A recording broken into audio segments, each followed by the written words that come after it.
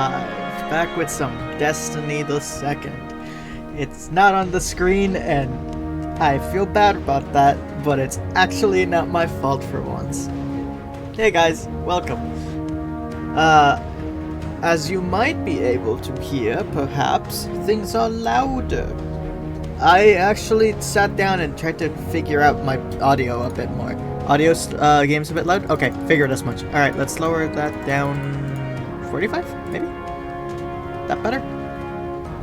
I'm trying to make sure that everything's a little louder because it's always been too quiet, but I also don't want... but this also means I'm gonna have to, like, figure out everything, pretty much. Yeah, so... I decided to hell with it. I'm going to ignore whatever the hell OBS tells me and use the volume percents in order to figure it out. So, my microphone is currently cranked up to 250%. And the game was a second ago at 60%. I've now taken it down to 40. Please let me know how that more or less sounds. I tested it out with a YouTube video as like a song to try and figure out the balance more or less. And in my opinion, 60 worked. But I know that the games tend to be louder, so we'll figure it out from here, but I'm trying to actually, if I could balance this thing for once. It's just, I don't know, it's really silly, and it was mostly like a self-consciousness thing on my end, because again, well, I mean, for example, like right now, OBS tells me that my microphone is peaking so high that it turns the bar red every single time, like solid red. As if I were screaming into the void. But when I tested it out with again, like a small recording, it was fine. Like, it was at a decent level. So I don't know why OBS is this picky about it when it's fine. But yeah, did that, doing those things, and we'll see how it goes. Again, you're gonna have to like let me know more or less how the audio is as things go along, because I'm basically having to figure it all out from blank again. But hopefully everything will be more audible. Like, you won't have to raise your volume to 100 just to hear my dumbass stream. And if overall we feel the volume could be higher, I'll try and rebalance it to just overall be higher a bit more as well. We'll just go and see. Anyway, yeah, Destiny 2. Gonna stream some of that today because of the new episode. That being said,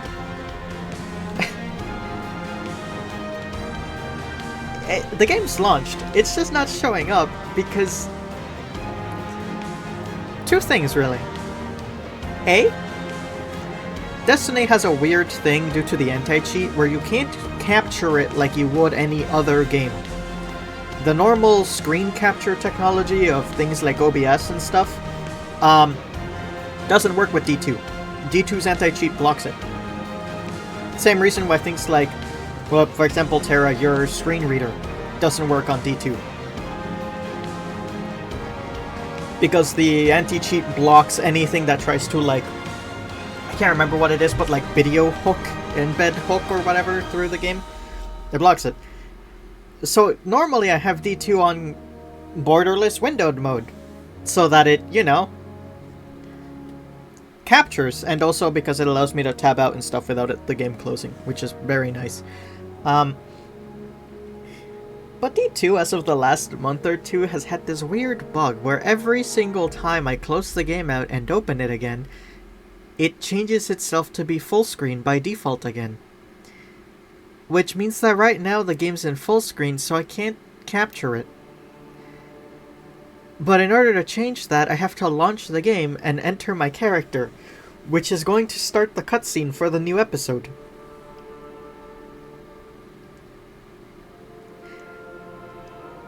So I'm gonna have to try and speedrun the settings change and hope it captures it. This is one of those rare instances where I have to sit here and go, Bungie, this is an L. I love you. I care a lot about your games. This is stupid. Please make it not stupid. And yeah, I could do it for a different character. That might be a good idea. We'll hear like a split second of cutscene and then I change the settings and then we go back to menu. That could work. That might work. Yes, that might work. Wow, look at that reference. No one's gonna care for it. That's crazy. I say that like you guys haven't played Katana Zero and haven't watched me play Katana Zero. That being said, if you haven't seen Katana Zero and have not played Katana Zero, play Katana Zero. Great game. One of my favorites. Probably my favorite. Actually, no. Yeah, scratch that. Katana Zero is my favorite game. Just period. Alright, let's do this. Is that gonna start the cutscene? Yeah, it did. But that's fine, because I can do this. And then go... Video. Full screen. Deep within borderless window. Lies a apply changes. That's the wrong change. It's windowed full screen. Apply. Yep, there you go. Window capture. Capture specifically that one. And yeah! Into the Did dreadnought. it. Cool. Sorry, Eris. I need to change character again.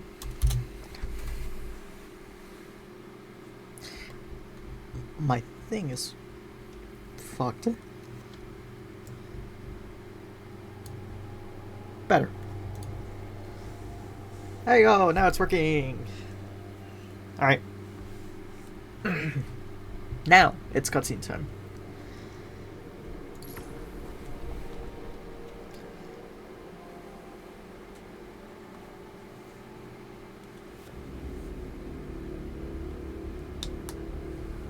Deep within soul lies a sepulchre of eager teeth.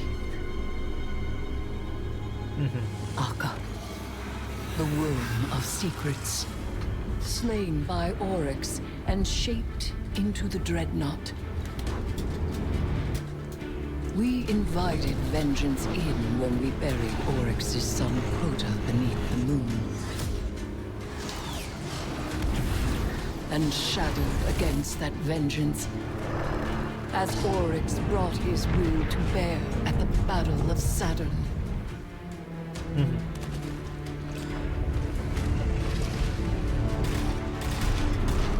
But he could not extinguish the light, and by his own logic, he fell.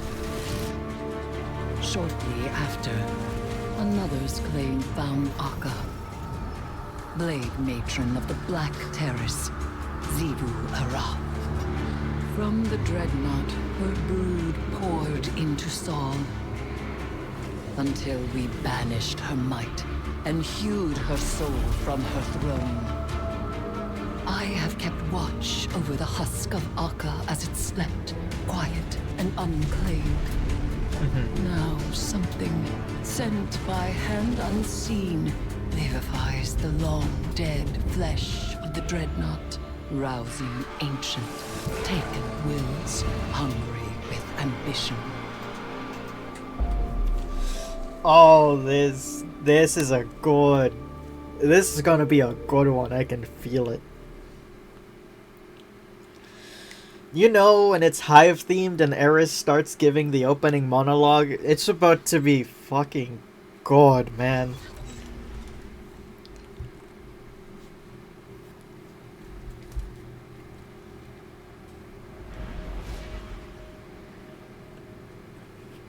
Hey, hero. How you living? Word on the ground is something big landed in the EDZ. Vanguard needs you to check it out. We believe it originated from the Dreadnought, Oryx's flagship, the throne of a king long deposed. That means taken. Me and Eris are on our way to Saturn's orbit. Go to trust then, Guardian. The corruption that spread from the Dreadnought must be found and cut out, and the Drifter and I will staunch its source. Hell yeah, okay. That reminds me, God. Cebu Arath and Sloan dialogue. Episode Heresy is missing recorded lines for the characters Cebu Arath and Sloan. To improve your experience, we've enabled subtitles by default to assist you assist you with understanding episode Heresy story. Turning him off will result in only hearing part of a conversation or none at all. Huh. So that doesn't necessarily bode well. But I also could understand if it's just like... What's it called?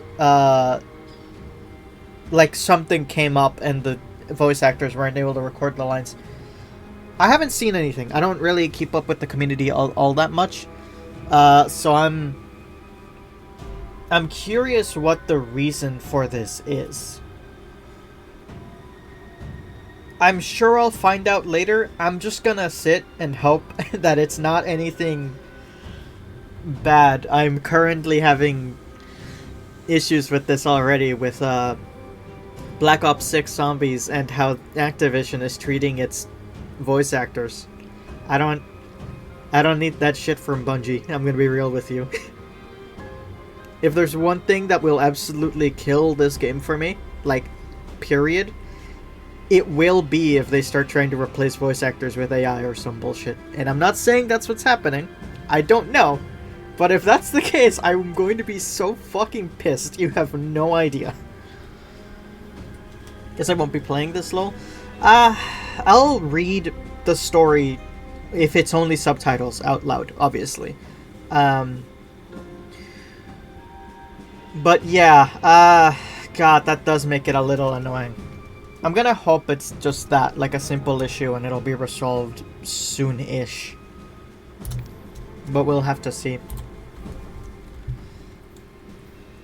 Okay. Clan banner. Clown banner. Okay. I still have my tonic capsule? But none of these things apply anymore.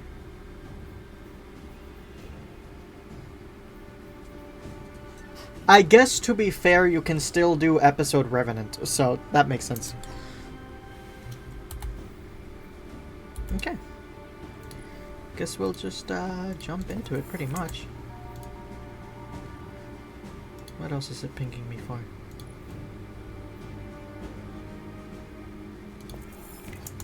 Okay.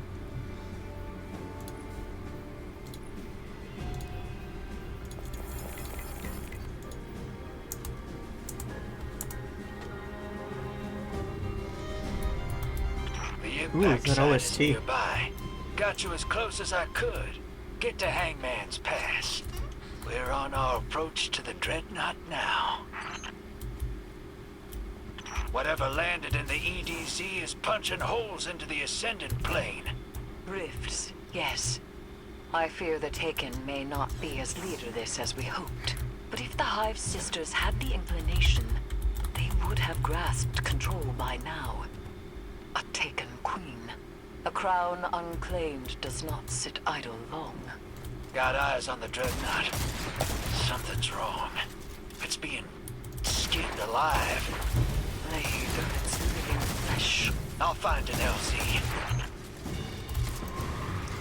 Yeah, I think the fact that the Dreadnought is made of the corpse of a hive worm is still one of the most interesting things about just the Hive and Oryx in general. Like, it's such a fucking gnarly detail that this big giant ship is actually a dead god, basically. We're on board. Inside its fetid halls once again. Even without its navigator, this ship holds many terrors. Looks worse inside. Cut right down to the bone. Its flesh No prime yet, SMH my head. taken decay. It refreshes every month. You should have your I'm just kidding. Something starts complaining about, it's only $5. You can afford $5.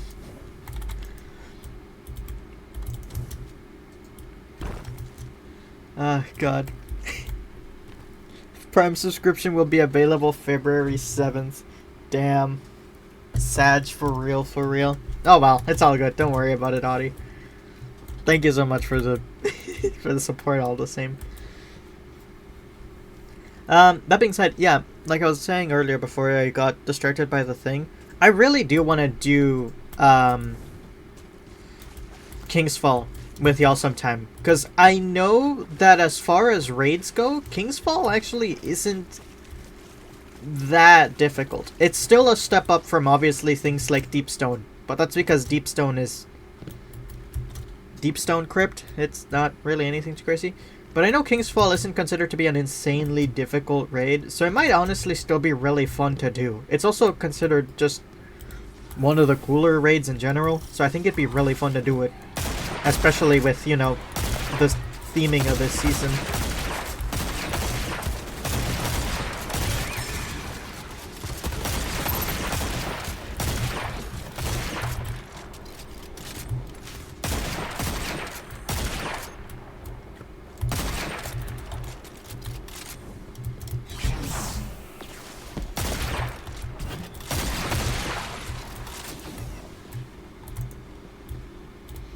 I would be down to raid, but I have no idea if any of my loadouts are up to current standards somehow. I think it'll be fine for the most part. I don't think anything has been too crazily nerfed so far. I'm sorry, I just noticed, are these guys fucking, like, strand tethering me?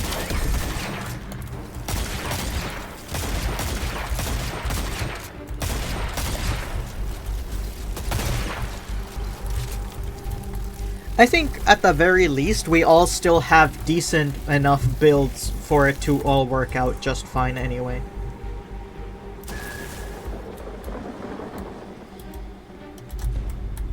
Huh. Interesting.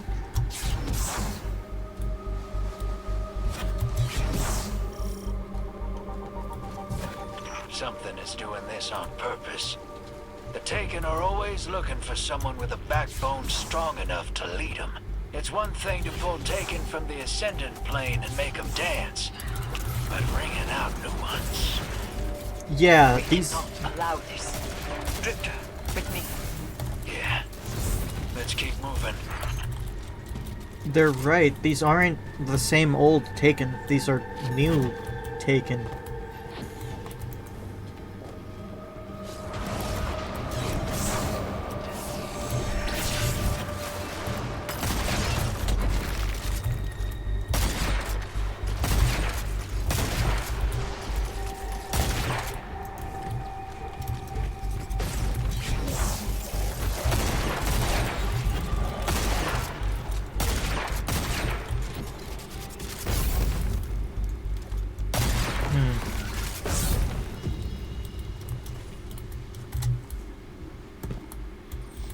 Regardless, I think we should just start trying to raid more again anyway, just in general. I think it'd be fun.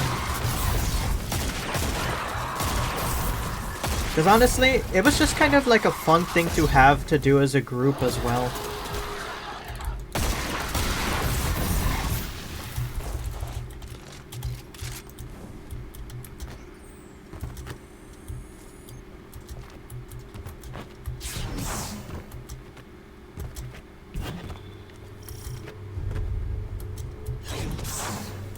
Gorkle, the gatekeeper. Oh no, he's gonna tell me I'm not a real gamer. I don't play real video games. From the Dreadnought. I haven't played the original Call of Duty Zombies, and thereby I'm invalid for liking the new one. Oh no! Turning Earth inside out. Pulling the Ascendant plane into our reality. Shut it down, hero. Remove the Taken. Send them screaming into the Ascendant plane.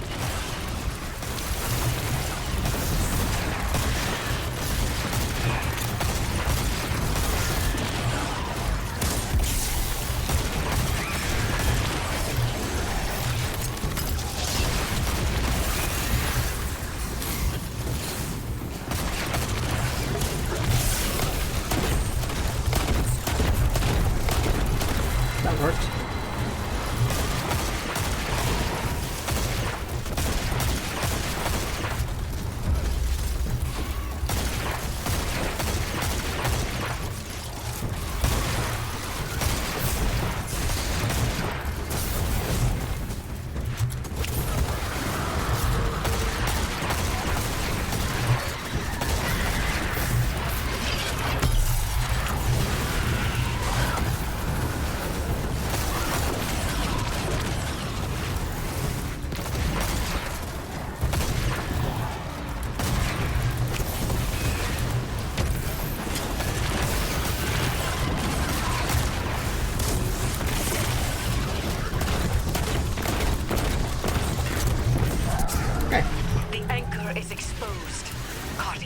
That's right, gatekeeping is dead. Enjoy media. Enjoy things.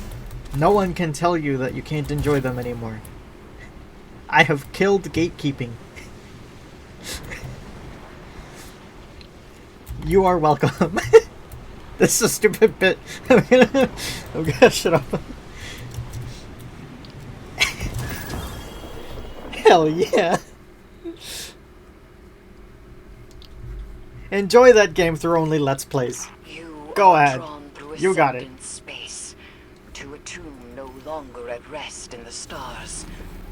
The dreadnought calls to herald our approach. Board the dreadnought.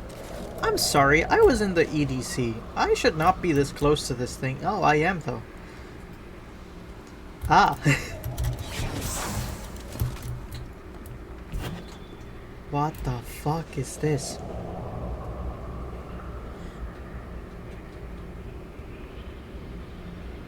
I don't like it.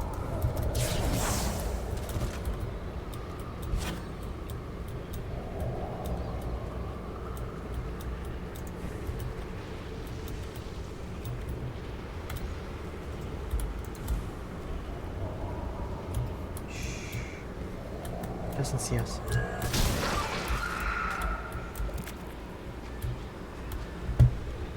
You know, that wasn't really that funny, but it put a smile on my face.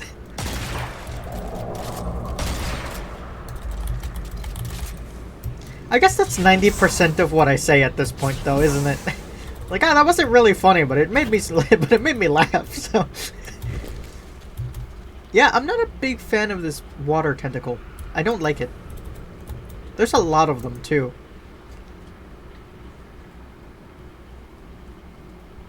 Where the hell did this come from? And why is it here? I overjumped that. I'm gonna die. I thought it was all solid rock. It was a tiny rock, followed by more rock later on.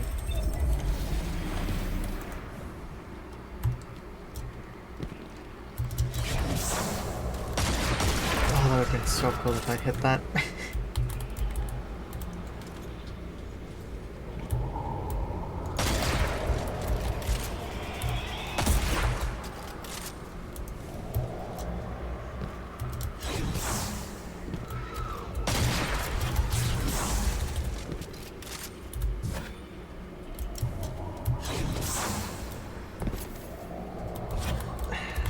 The main thing being, this is making me think of...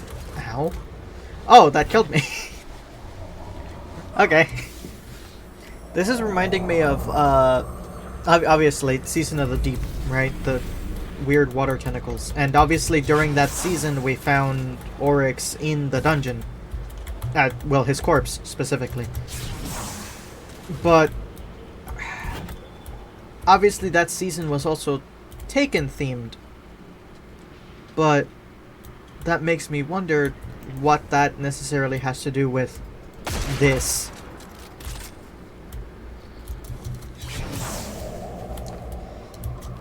I wonder if we'll get fishing again. Bungie, please add the fishing back. I need more fish. The fishing brought me joy and whimsy, and I need it in my life again.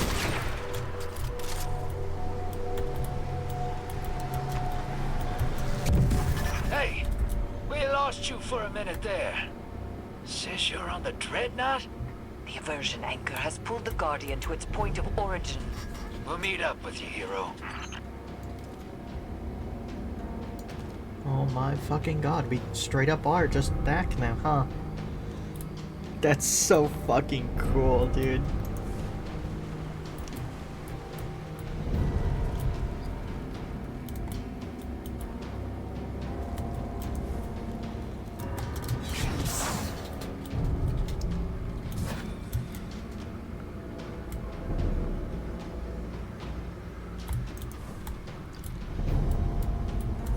Seeing Saturn up close like this is also just really neat, honestly.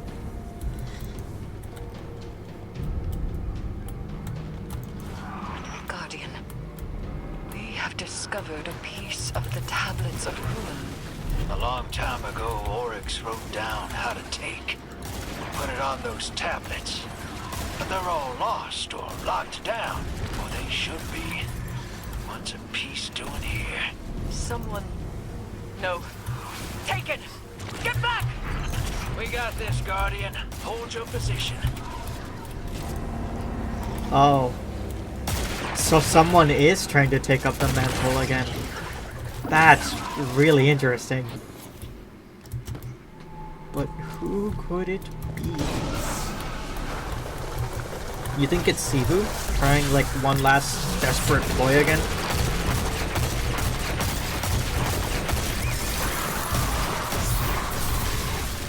I guess maybe, since she doesn't really have her own power anymore, it would make sense.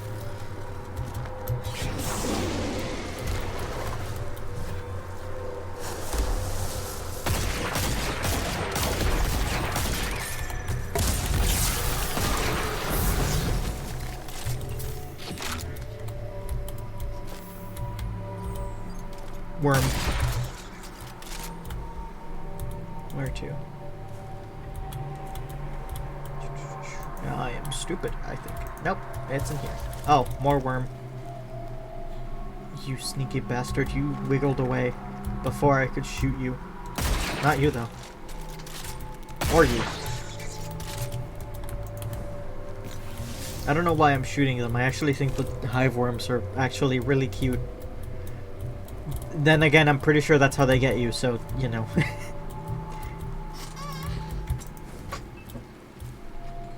See, that's how the worms trick you. They pretend to be cute. And you decide to give them a home. Let them in. And then they start telling you, commit violence for me. And you're like, yes, cute worm, I'll commit violence for you. And then it happens. Oh shit, Eris?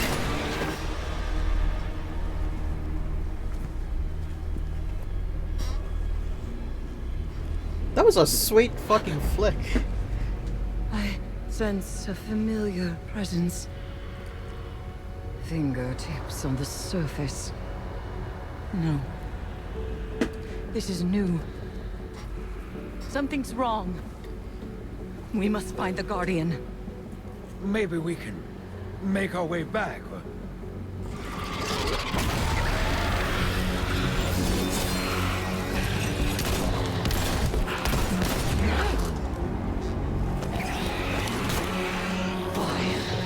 Creature.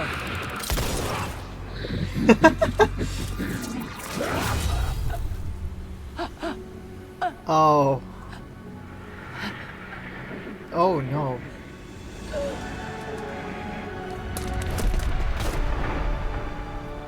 No, you're fucking kidding.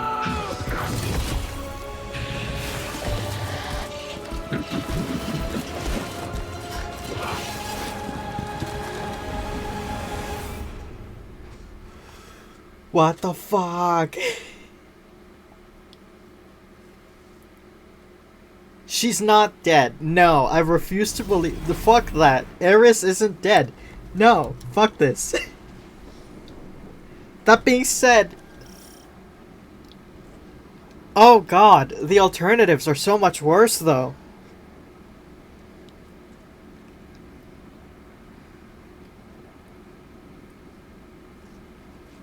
Oh. Holy shit, we're jumping right into it this time, huh?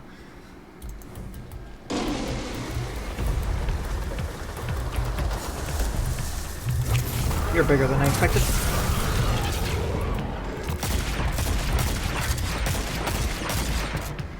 Don't take that out of context. That sounded really...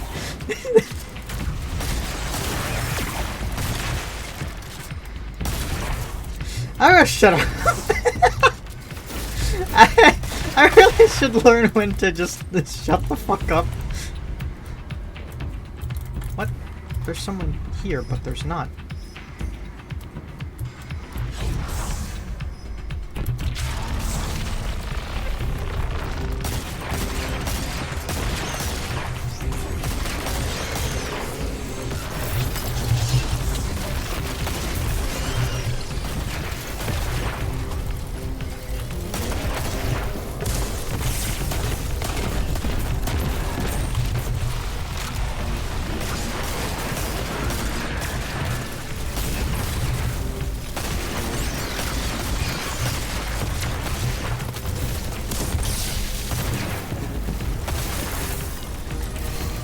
Ah, damn it.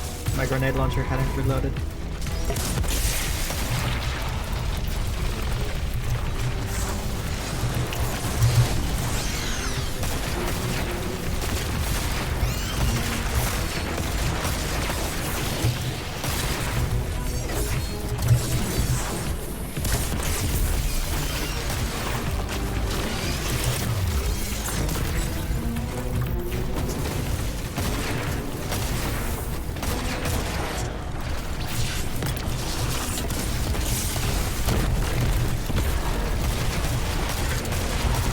Okay.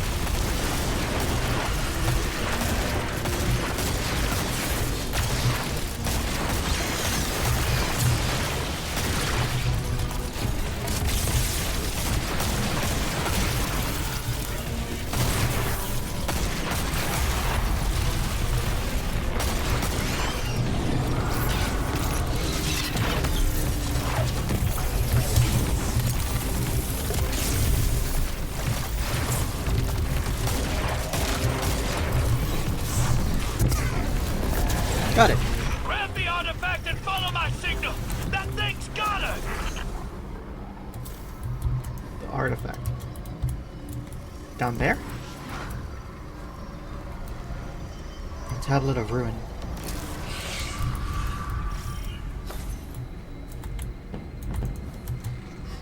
Oh, this jump's gonna be tricky. Got it. Awesome. It's taking her deeper in the dreadnought. Hold on, Moondust. Can't leave her. We need to get Eris out of here. We need... Help! Please, anyone!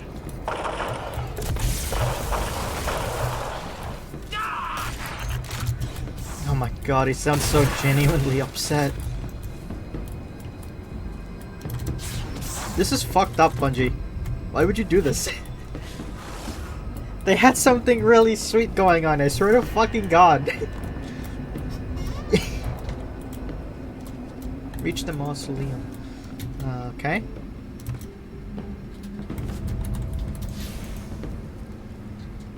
You're fucked up, you know that? This way, okay. She shouldn't have been here. To be fair, the Dreadnought should not have been active. It's not exactly their fault that they just ended up here.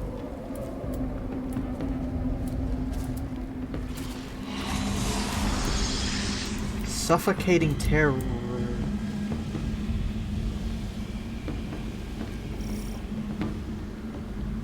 I'm good. Nope. Yep. No. No eyeballs. No thank you.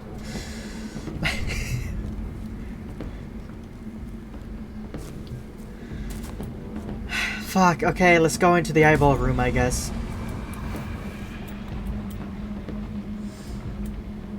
Oh, it is exactly what I thought it is. I have to avoid the sight lines from the eyeballs. God. Fuck you.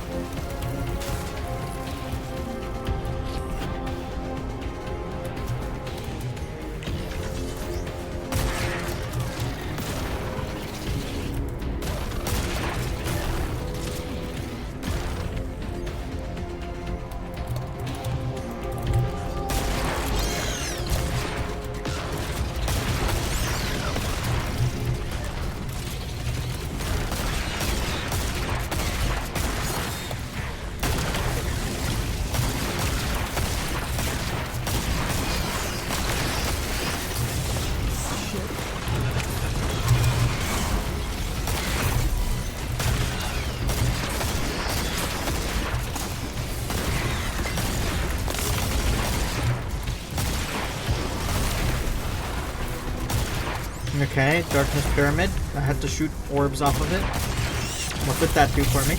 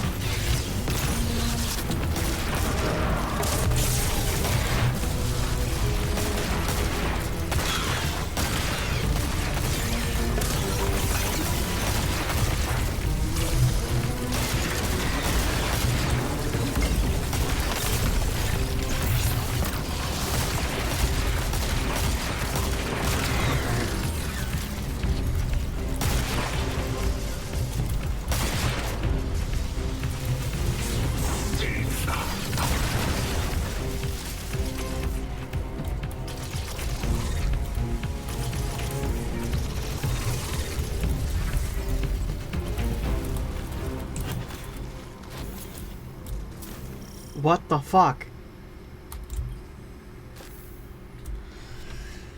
No.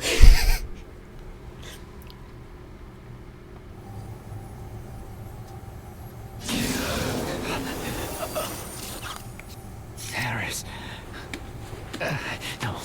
No. Mundas.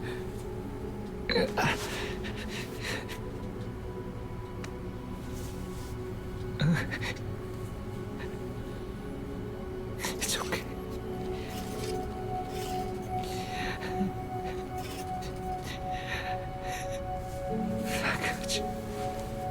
I got you. Moonlight.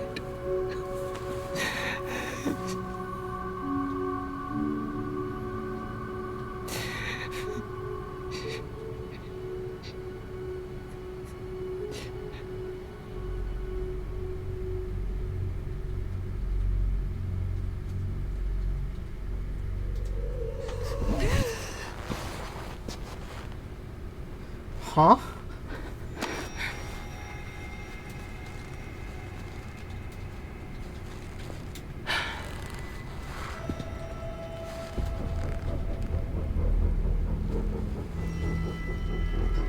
Wait.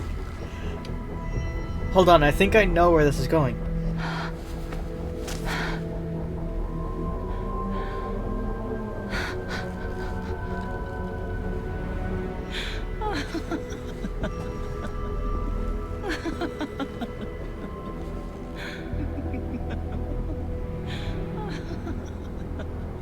Laughs joyously. Was that joyous? I don't know if it was. Is she back in her throne world? Is that what happened? Or is she trapped somewhere else?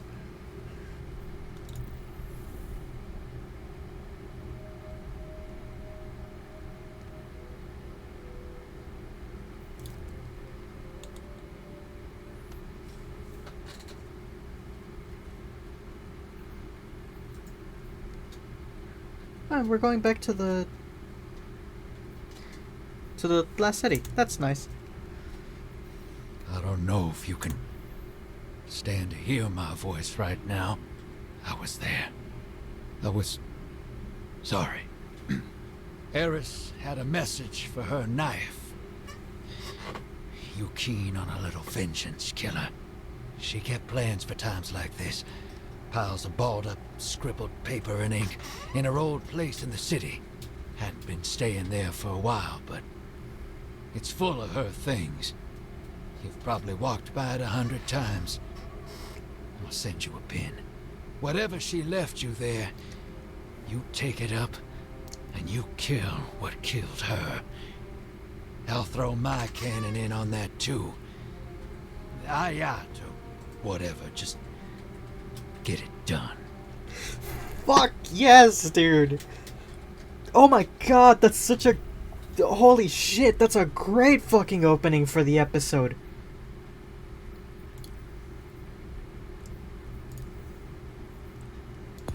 Holy fuck. Once a hive god, always a hive god? Well, that's the thing, right? Because, like, okay, I could be wrong about where it's going, right? But Eris was a hive god, right? And she threw away all of that power at the end of season of the witch, right? Because she didn't want to have that power. She didn't want it to corrupt her. So I wonder if, like, yes, she technically doesn't have the insane power that she did at that moment, but I wonder if that still means she, like, has, like, a throne world and those kinds of things. Like, regardless, right? And if that's the case, holy fuck. So she's immortal again? My best guess is she would be immortal in the way that the Hive God already are. Which is, you know,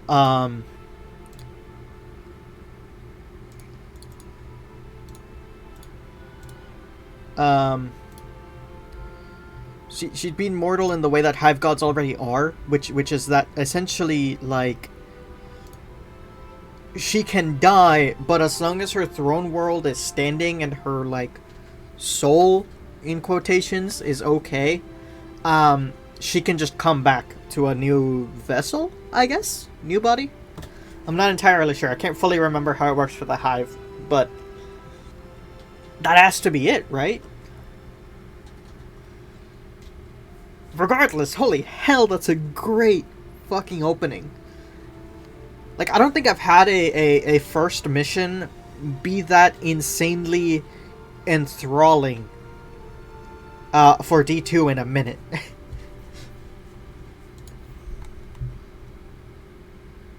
Holy shit, that's awesome! And a new Malfeasance skin too. Oh, this is a good one too. Oh. I'll buy that when that comes out. Yeah, we're gonna take a short break to go shopping. And by shopping, I mean I'm not buying anything, I'm just looking at the things. Because we do have the Star Wars collab, which I think is actually really cool, actually.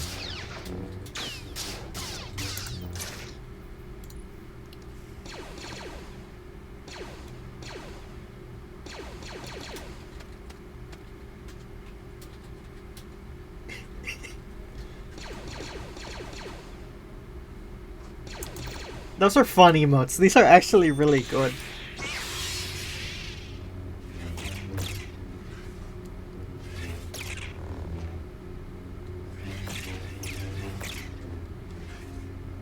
They actually put really good effort into this collab, and I think it's actually really good. Okay, those are the emotes. This is the Warlock robes, which I actually do really like how they look. I don't think I'd ever use them, because I just don't know if they would fit anything I've got going. But the armors are good. Sea and gold, that's bait.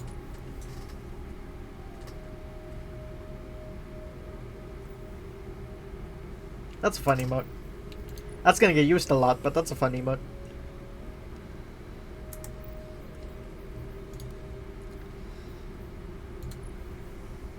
Oh, immediately? Okay, yeah, alright.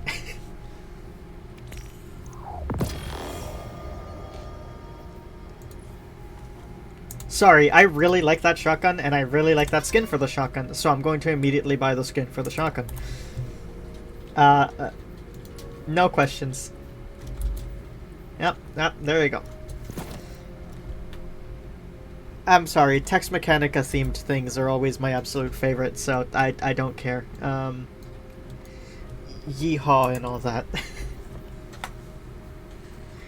Alright. Cool. I'm gonna put away that because we also have the new exotic, which I think is really interesting. Because this is our first primary ammo trace rifle. And it basically fires a laser beam in a burst pattern, but when it charges up, you'll fire a solid beam like a normal trace rifle on hipfire.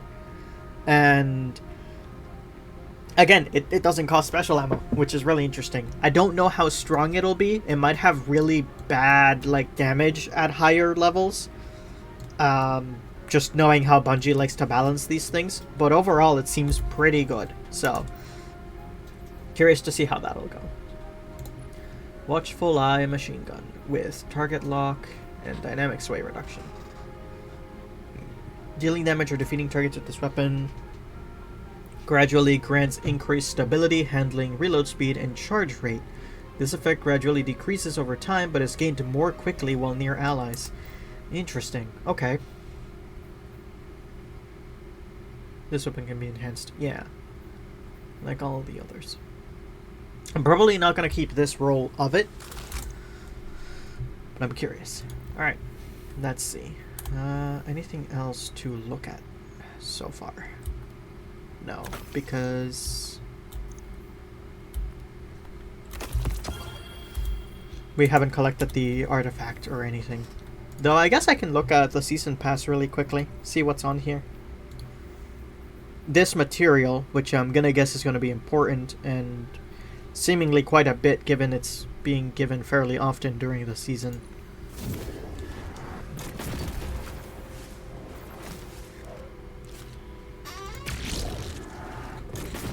That's kind of a fun finisher. Especially because the effects on it are fairly good depending on class, actually. Subclass. That's neat. Alright.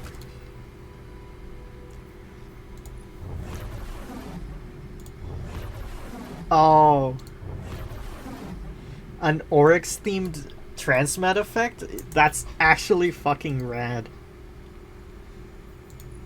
Shipwright's Finery. That's an okay shader. I'm sure it'll look good on certain things. There's another Lodestar. Resolute Command.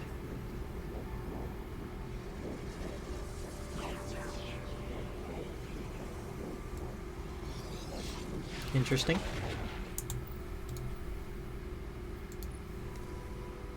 Huh. Little ghost shell. Oh, it's cute. And then this is the beginning of the exotic armor. Alright. Essence of Desire. Interesting. And boots. The Bond.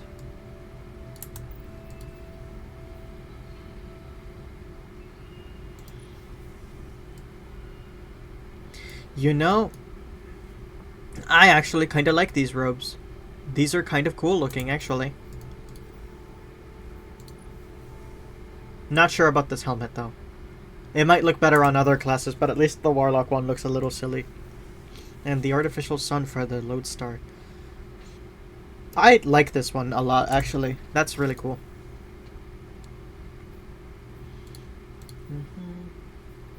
This is just the stuff that'll be coming later, so I'm not too worried. Huh.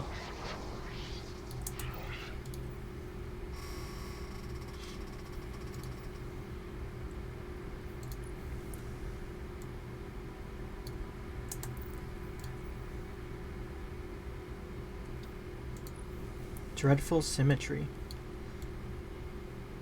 Ooh. Interesting.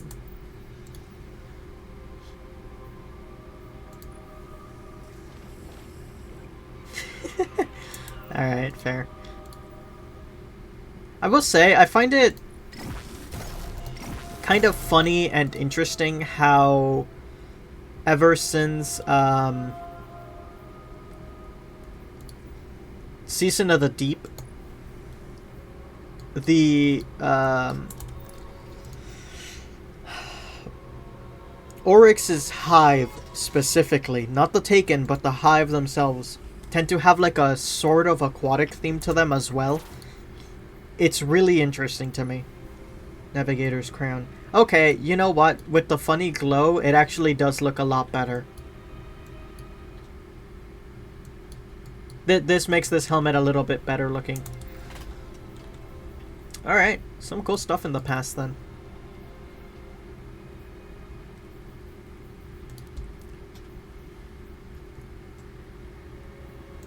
All the different finishers. That's the Titan one.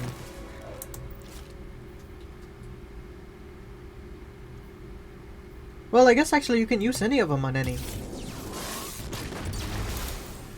That's neat. That one's a little silly looking. The weight of the rocks here doesn't convey as much energy as it probably should. Death Star 2 Ghost Shell. That's fun. It fires? Oh, that's fucking awesome, actually. That's so funny. Advanced prototype jump ship. Yeah. Originally modeled as a boarding vessel, this jump ship was later outfitted with a barrier field and an NLS drive system. Huh. So they're semi-cannon? Or pulsar lift jump speeder. Yeah. Safety is not the point of a joyride. These are fun. These are good. Net Infiltrator bundle. Ooh. more Vex themed things. Those are kind of cool, actually. Too bad. The only problem I have with sparrows at this point is the fact that, like, I'm not gonna use them because I have the skimmer.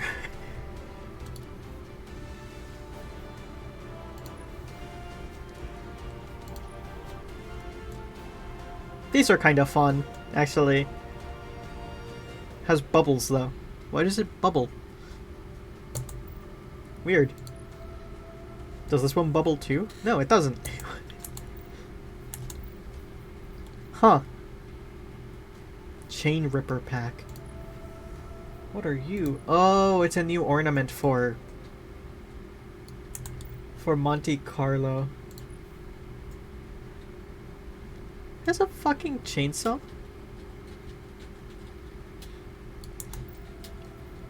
Some surfaces and textures move or change over time. I'm sorry. Does that mean?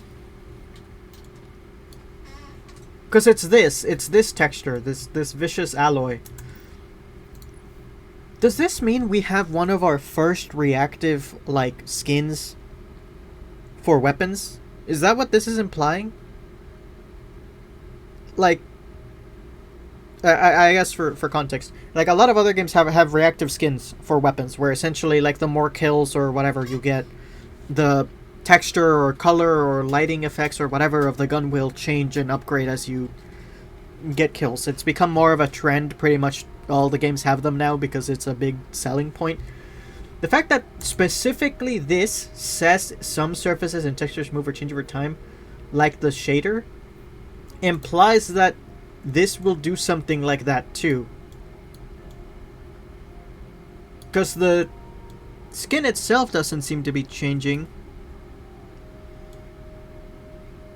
I could be wrong on that. Obviously, I'll have to see whatever someone else says, but if it is reactive, that's kind of cool. For only 1,000 silver as well, that's not insane. And if that is actually a new level of quality for those items, I think that's kind of cool.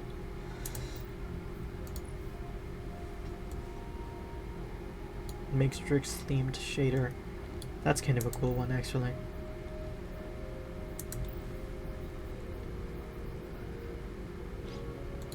A group photo emote's now available.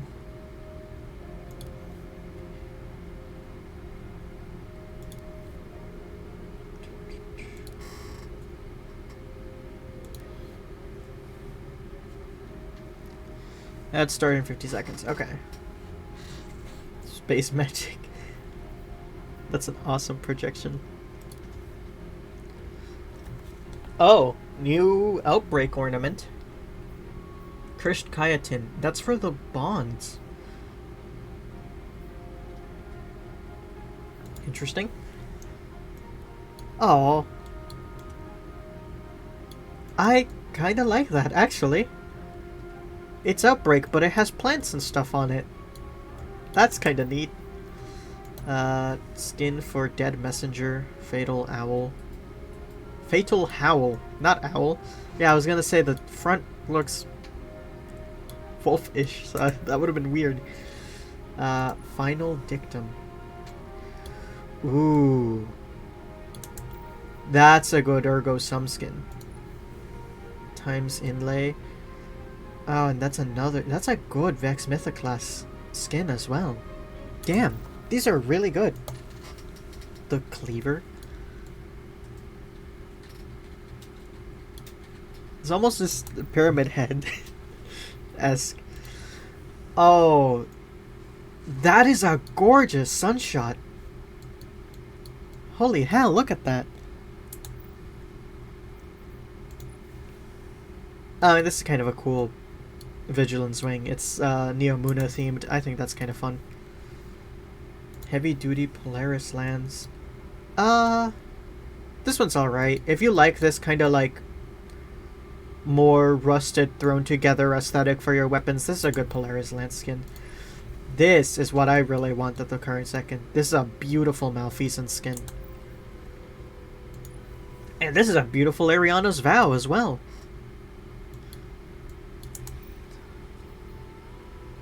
Then there's the cool Monte Carlo. Death plus Infinity. Cerberus plus 1 skin. You know what? I kind of like this. A sleek look for Cerberus is kind of awesome. That's neat. I mean, it kind of breaks apart from the idea that Cerberus is basically just a gun that they slapped 3 barrels onto for the fun of it.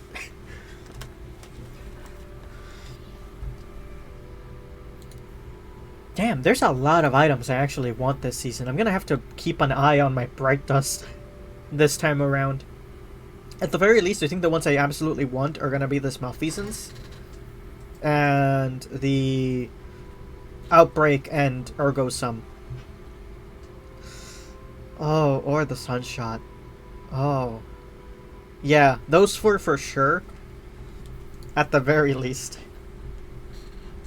Top 2 being the Malf and Sunshot, I guess, because I don't use Outbreak as much as I should, sadly. It's just if I'm using a kinetic weapon, there's usually other kinetic weapons I'd rather use first.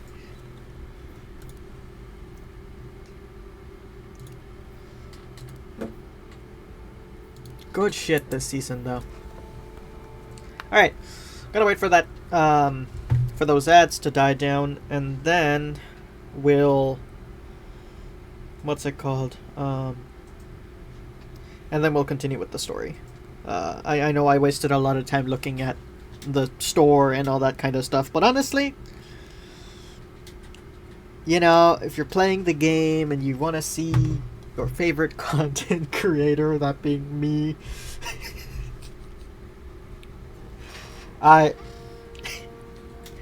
anyway, you know, it's nice to see the things sometimes. So, yeah. Good stuff this season. Bungie actually really cooked with a lot of the ornaments. Because with last season, the only one I was interested in was the, you know, Dead Man's Tale here. Because that's just really good. Getting a Deep Stone skin for Dead Man's was honestly so peak.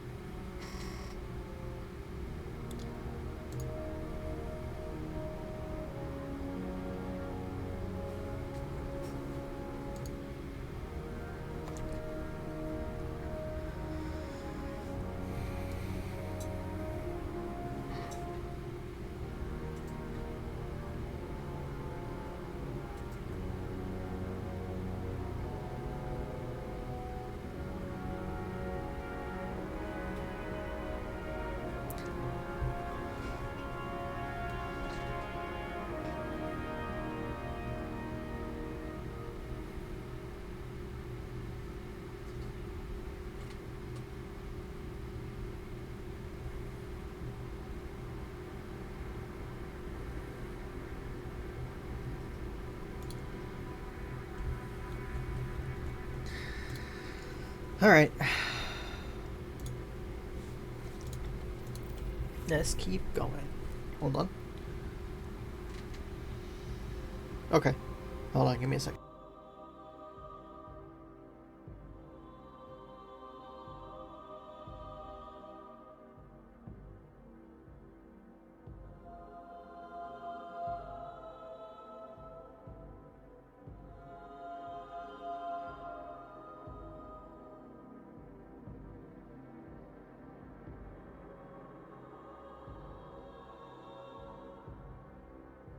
Alright.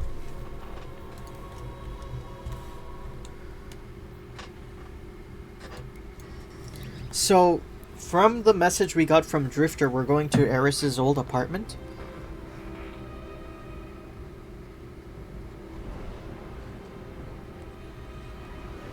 I wonder if it'll give us a way to communicate with her.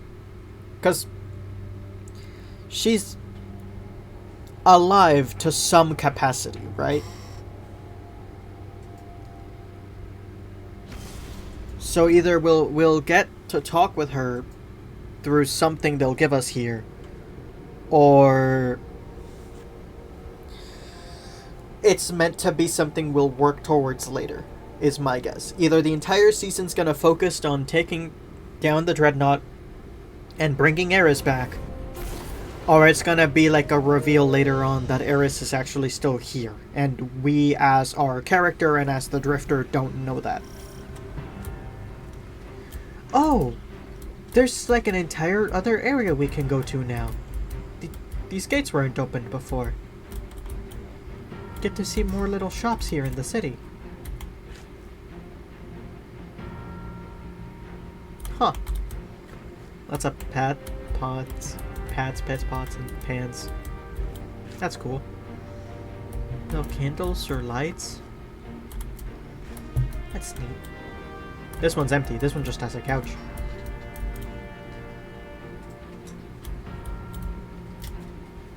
Fabrics. Another restaurant of sorts.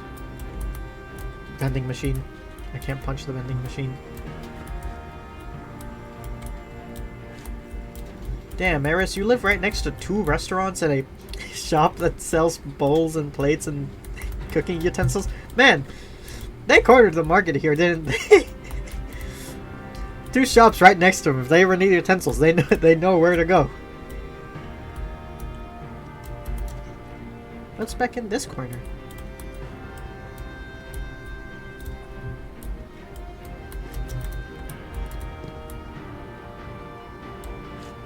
Enter apartments.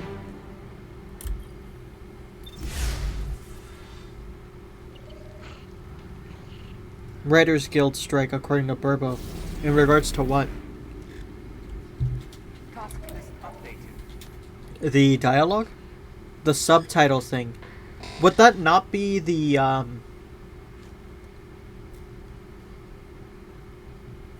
Would that not be from the, what's it called? The Voice Actors Guild instead? Because it's the dialogue that's missing. The subtitles and the story is there, correct? It's part of the actors too. Okay. What, did Bungie fuck up and not, like, pay them, or... I knew a frame that was rewired by a warlock once. Or is it just because, like, as part of the strike?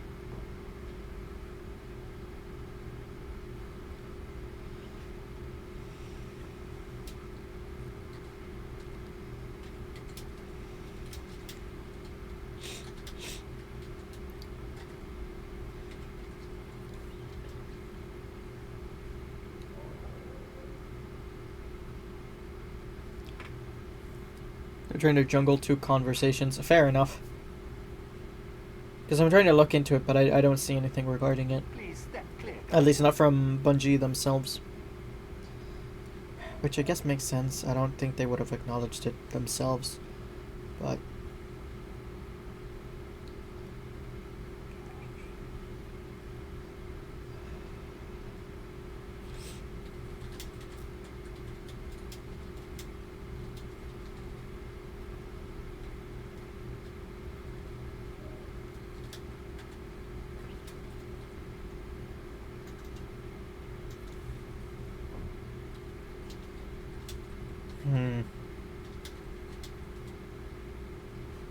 Construction is underway on the new library wing, Warlock.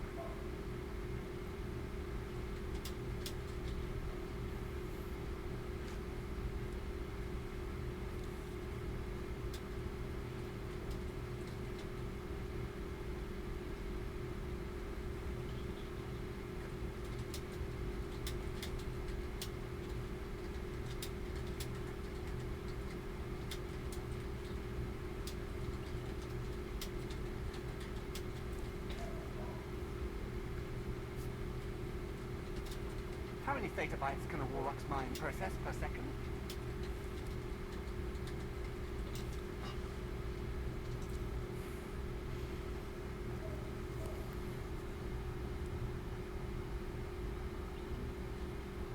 Oh, okay. So if anything, actually, that's good, then.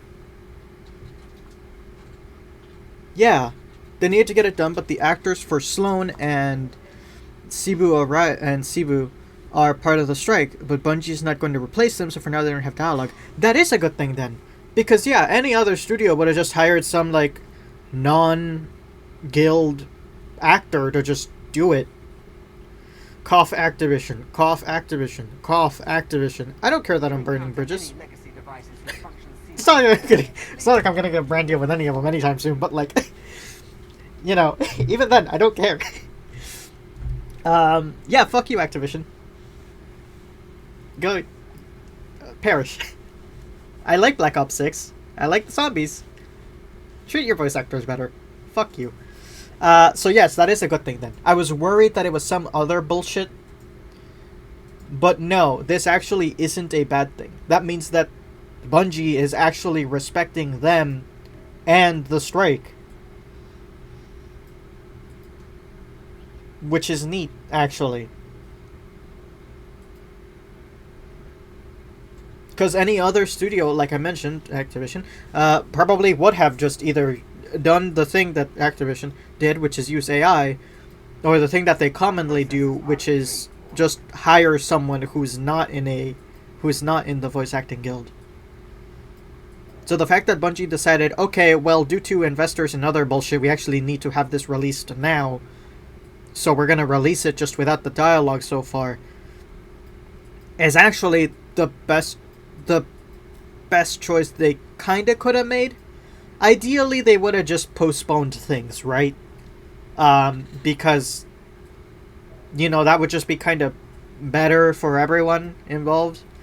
But at the same time, you know how gamers are. If they announced that they are delaying the video game because of the strike, they would just get destroyed online for it. And you'd have more head-empty people yelling about how the game is dead because they chose to support their voice actors. Yeah, I'm burning more bridges. Anyway. Hey, gamers. Anyway, no, actually, this is a really good thing. This is actually a really neat thing for them to have handled it this way. Again, it makes it a little annoying, specifically in regards to, well, for example, my friend Tara, who is here in the chat, they are blind, so reading subtitles and those kinds of things isn't necessarily easy for them, obviously. So they actually, when they're playing the game, do rely on the dialogue. So, you know, obviously, for them, this is gonna suck a lot, because now you can't, you know, they either have to strain themselves to read the dialogue, or would need someone else to read it for them.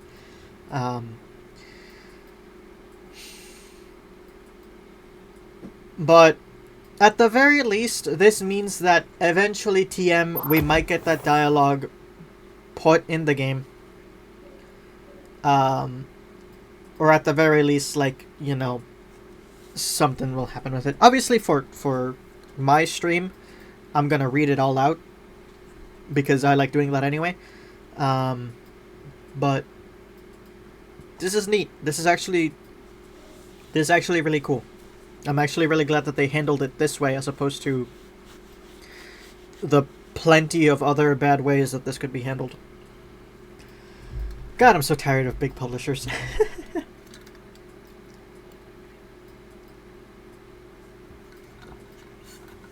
Yeah, no, I more than get you. Don't worry.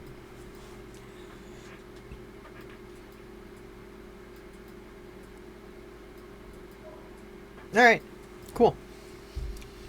Let's keep going then. We're in this little apartment complex, and this is really cozy, actually. Hello, Sweeper Pod.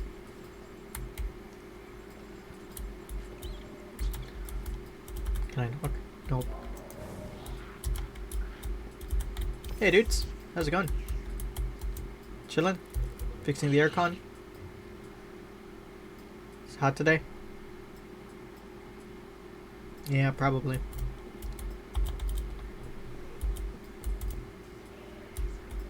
Hello? More people? Batteries? Rocket fuel? Hell yeah. Useful? Necessary? What's up this way? that a roof access? Yeah, that's probably what it is. Alright, cool. Awesome. Interesting. Cozy little place you got here. I really hope... I know it's not gonna be, because I'm pretty sure it's just gonna be a normal door like all the others. But I really hope that we're walking around being like, huh, I wonder which one is Eris's room, and then we find one that's like very, like, it's a dark, foreboding hallway, it's covered in hive runes. And we're just like, ah, yeah, it's probably that one. Oh. I mean, I guess it sort of is like that. No, it's because the door is open. Ah, okay. I was gonna say... Yeah, no, this would be the end of the apartment hallways. This is just her apartment. Oh, we have the staff from Season of the Hive. A painting. You know what, actually, Eris? This is a cozy little place. Yeah, it's full of hive magic and the macabre, but honestly, I have fallen. it's kind of neat. Huh? But I know that my life was not forfeit from inaction or fear. No. Mine was a life of ambition. Ambition and triumph. I shouldn't be holding this at the moment, I feel. Briar's last gift to me was not squandered. I will speak my last words to those I have left behind. Ikora, I treasured your trust and the faith that came with time. Thank you for everything you shared with me. Mara, my queen, you saw my capabilities when few could. And you embraced me for what I was. Know that I am grateful.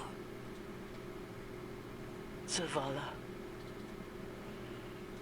For a time, you saw me as an omen. But you came to trust me again. And accepted my help. I was glad of it. Drifter, we found comfort in each other. Grieve, but carry that comfort with you. Do not let this loss define you. And to the Guardian. You granted me my vengeance and my solace. Thank you. Truly, I sought joy at the end, and I found it in myself and in my friendships, and so in your grief. Remember me thusly. I was a woman who slayed dragons and brought the hive to its knees. A woman who claimed vengeance as her nature and saw it satisfied. This is the fate I made for myself. I have settled my regrets. Farewell. That's... God. Hell yeah. You go, Eris. I mean, again, as the player, I know that she isn't dead, but at least not fully, maybe? I don't know. But still, that's... Damn. She has little lucent moths everywhere, too. Tables, books, some of the crystals, painting of a forest. Nice little couch. Scribbles.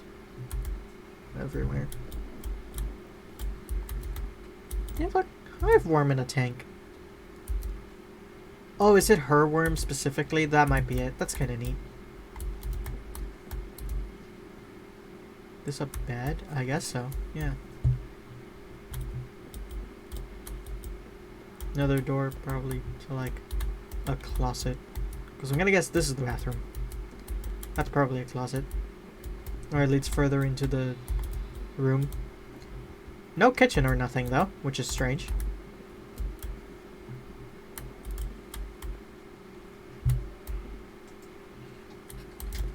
Then again, it's hard to really design a apartment or room in a game that feels like an actual apartment or room when you focus on all the details, without it feeling weird for gameplay purposes.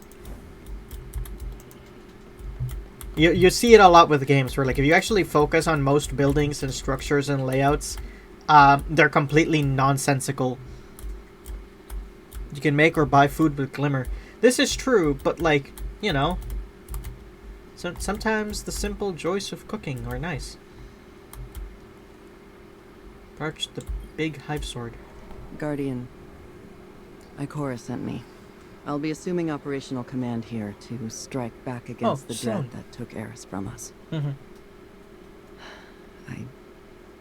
You're hurting. I am too. We lost a soldier and a friend. But I've got you. Take a moment. More if you need them. And then suit up. Because we're going back. We have the Vanguard's full blessing to unleash hell. Ikora's words. There's a wall of Taken between us and an answer on the Dreadnought. Changing. And we don't have any intel. I bet you're rearing to break right through it, so here's the plan. Attack. Kick in the front door, honor Eris with vengeance, and crush whatever's going on before it gets any worse. Remember, Eris. Remember what she meant. Remember what the Taken stole from us. What they thought was weakness, we turned to strength. Keep that pain close. We're gonna use it to start a fire in the Dreadnought and burn every last Taken out. Hell yeah. Alright. Knock 1. Echoed warnings. Mission dossier. Blight from beyond. Venture into the Nether to assess and stem the spread of corruption. Gather recon by clearing encounters and slaying enemies within the Nether. Alright. Oh, I see. Tome of Wand. Power of Resolve. Weapon mod. Interesting. Weapon mod can only be applied to specific weapons with the Willing Vessel or Pericausal Fluid origin perks and will break at the end of episode Heresy. Okay. Rapid hits with this weapon emits a Taken Seeker projectile, strong against unstoppable champions. This weapon is also overcharged when that modifier is active. Alright. Steal your nerves. Using your class ability removes 2 stacks of suffocating terror. Okay. The Morpheus Scripture, Ultimate Power. The scripture will provide a single reward. Consume the conjure one of the following rewards determined by the conjoined scriptures type. Weapon scripture provides an ascendant alloy. Armor scripture provides ascendant. And currency scripture provides an exotic engram. Ah. Craving Dielectric boosts the following artifact perk while an Tome of Want ritual is active. Dielectric boost. Arc debuff rapid final blows spawn an overpower and return a small portion of health. Okay. Increases the decay rate of suffocating terror stacks. Interesting. Okay. Yeah. So this is what I had seen about, more or less. I didn't watch the full Bungie Live, but I watched like a summary, right? And I know what the Nether mission is, which is that it's basically it's kind of like the Coil. It's another sort of roguelite kind of activity where you go in, you go through multiple rounds in random rooms. I think there's more of them, so it's not as repetitive as the Coil. But the thing that I actually think is really interesting about it this time is that there's more difficulty options to it. Because now you have exploration, normal, and expert, I think.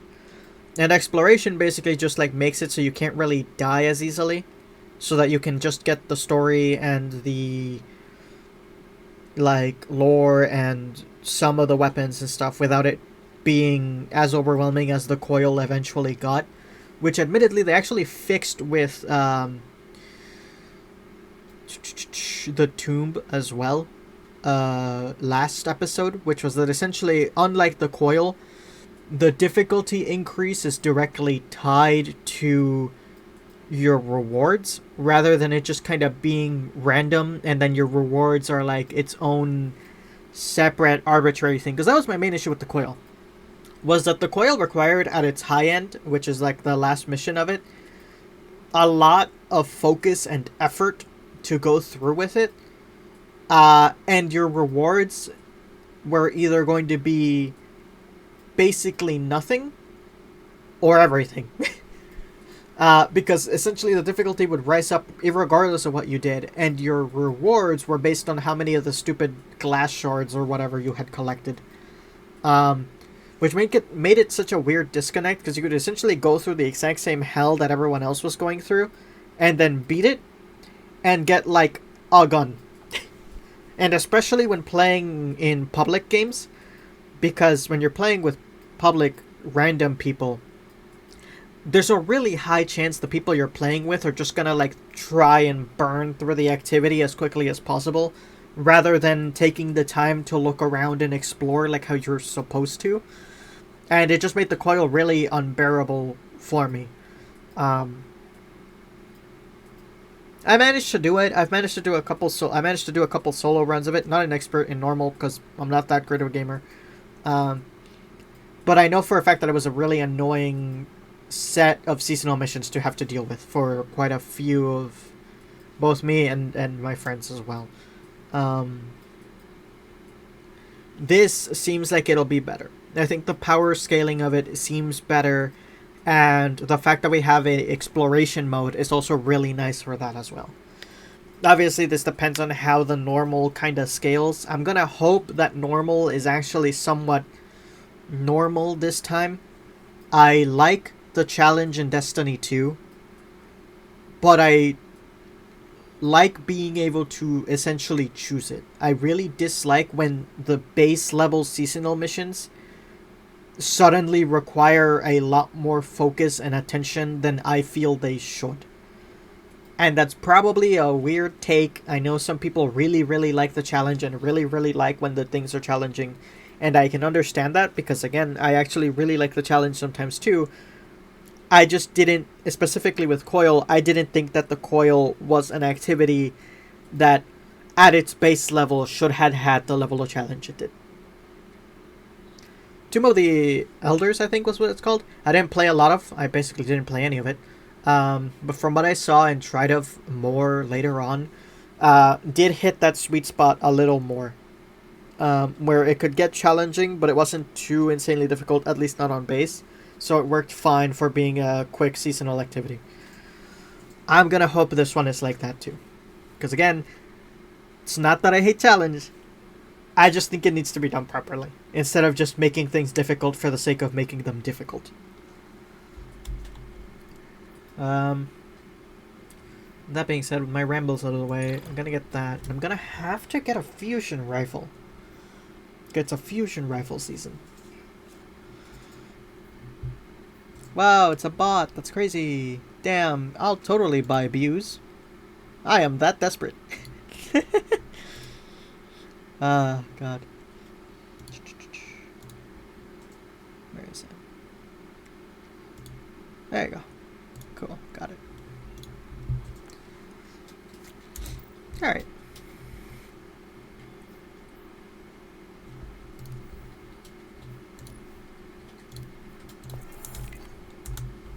Okay. Let me first, before we head out to try this mission, let me see if I have a Void Fusion Rifle I'd like to take with me into this. Because I'm not entirely sure.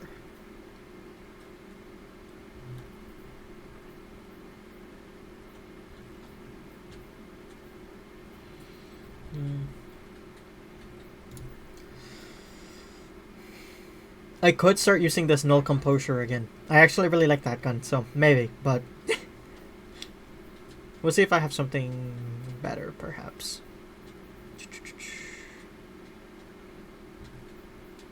Likely Suspect? No, I don't remember it being that good. The Epicurean, maybe, if I had a good roll for it. I think I maybe have a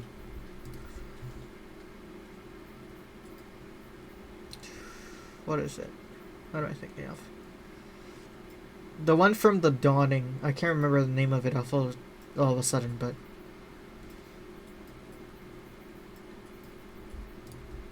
I think I have a decent roll of one here. Glacio Chasm, Slide Shot Kickstart. Nah, not what I'm thinking of.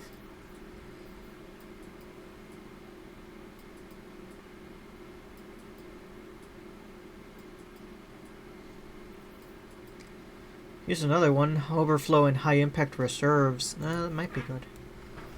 With Repulsor Brace as well. Pick up special capacity. Thing is, it's a slow one, which I think for PvE isn't the greatest, right? If I remember correctly. So I do ideally want something else. Mr. Baton. That's this. Oh, the Arcane Embrace. Yeah, that's right. That's the end of all my weapons there.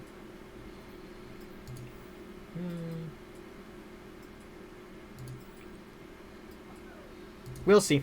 It'll probably be fun for now. Okay. So let's see. What do we need to do?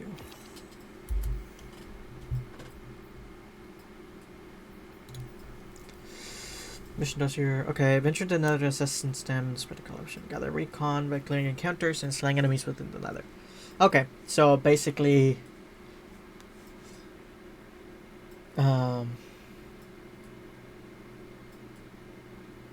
failure expected. Okay. Alright. Sorry, struggling with that. All good, don't worry. Check how it goes. Where is it? The Nether, Explorer, and the Nether.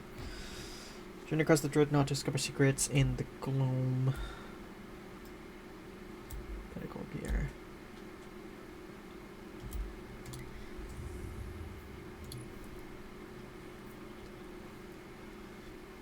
Answer skills to succeed.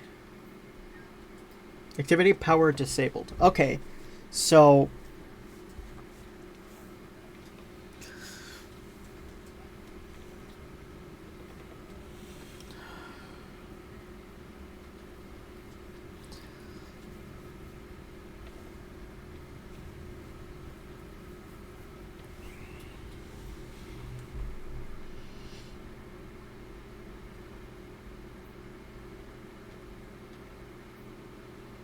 oh, so if you do it in public, there's no secrets. It's just the mission. But if you do it in public, in a private game, there is secrets for you to explore and find. Okay.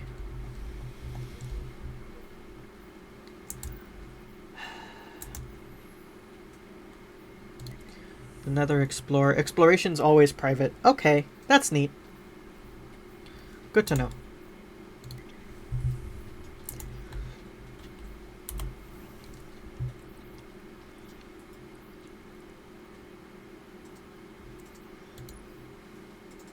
Honestly, I'm just gonna give it a shot, and we're gonna see how it goes. Yes, I'm gonna stick with my default build. I know it's not peak, but this build has carried me through, like, Legendary campaign and a few raid encounters. So it's at least for me personally, a decent gauge of how focused I need to be for an activity. Because if an activity requires me to, like, actually crack out, like, a good build, then yeah, it's a little challenging, perhaps. We'll see how this goes.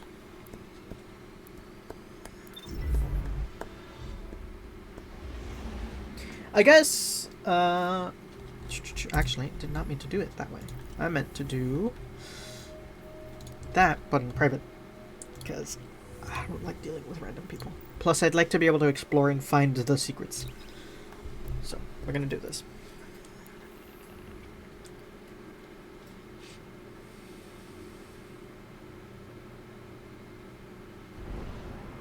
I get, like I was saying, I guess it might actually be more I guess, apt. Guardian, the dreadnought's being overrun by Taken. Their influence is regenerating the ship's systems. I'm guessing this is Sloan. They think they can stop you. Break through, find out what you can about the anchors, and bring Oryx's flagship to heel. Once we know more, we can formulate a plan to dismantle them. No more lost ground, no more lost friends. On the Nether, your health recovery is disabled, and you have significantly greater health. Yep. More health, less healing. I mean, no healing, actually. No normal healing. And, the ammo economy is very limited. I guess, again, like I was saying, it's closer, I guess, maybe to deep dives, but it's like a weird mix of it being semi-survival-y and roguelite as well. Which I think, again, is a very interesting combination, essentially.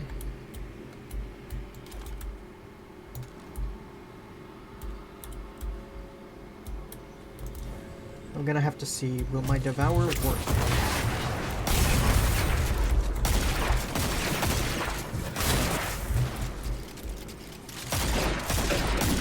Yes, but only by a little bit. Okay.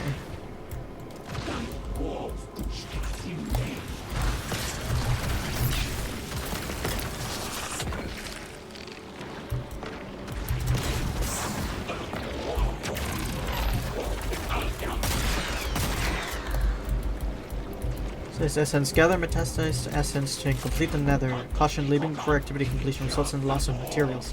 Ah, okay. So it literally is like... almost like... well, I don't know for sure because I don't play any games of that sort, but almost extraction shooter-y then? Grenade recharge. Recharge your grenade ability faster. Could be good for stasis turrets. We'll do that. I know I have a limited amount of those as well. So I want to just burn and grab everything.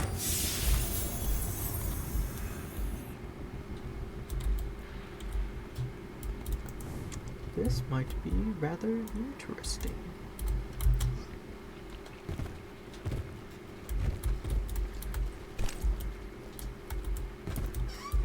I don't know if I should push that. That feels like death if I keep going that way. There's a chest somewhere down here, but...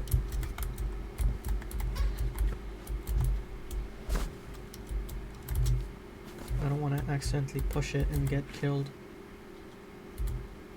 Pressure increases. Okay.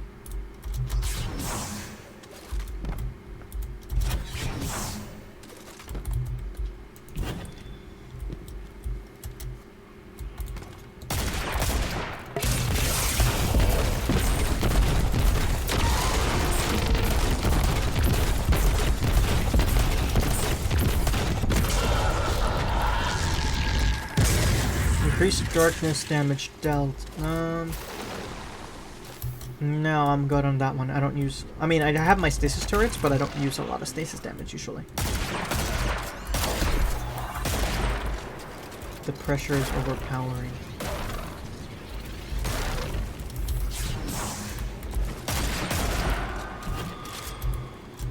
Clusters destroyed.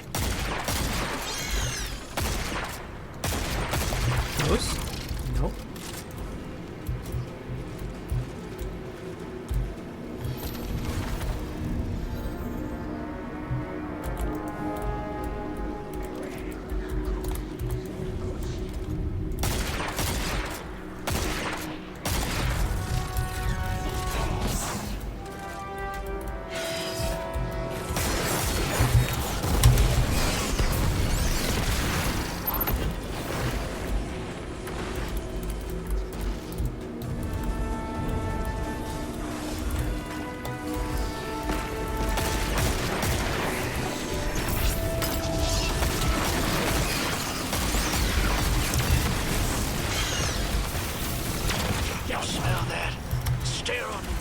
You will be consumed.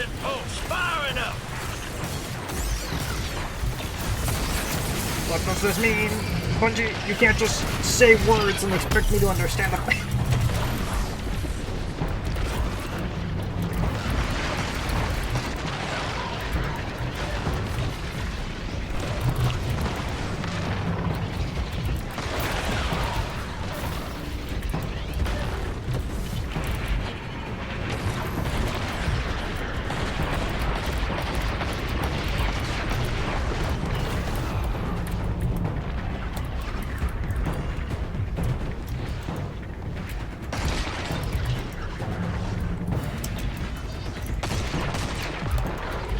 They did actually kind of account for me wanting to just use Devour to power through it instead. Because, like, it does not heal for a lot, like at all. I'll be consumed, but...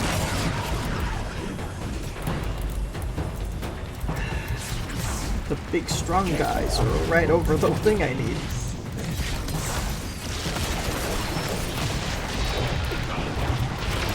I'm dead. Ha. Wipe in 27. Because I failed the pressure engagement, right? Oh, I haven't failed it yet, but I'm going to.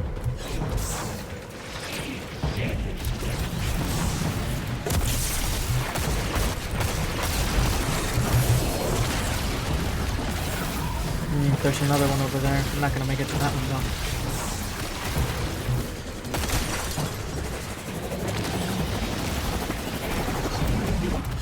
Yeah, okay. Event complete. Interesting. Alright.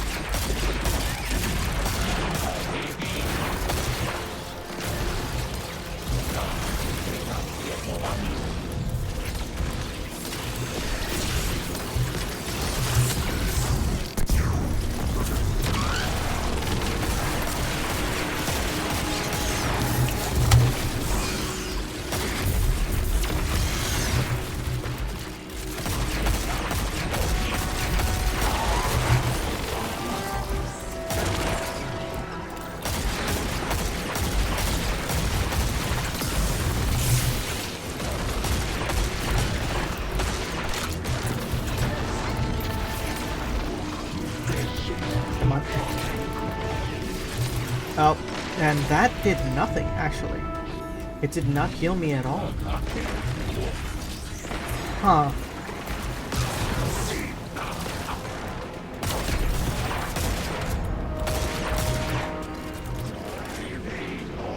Okay. So...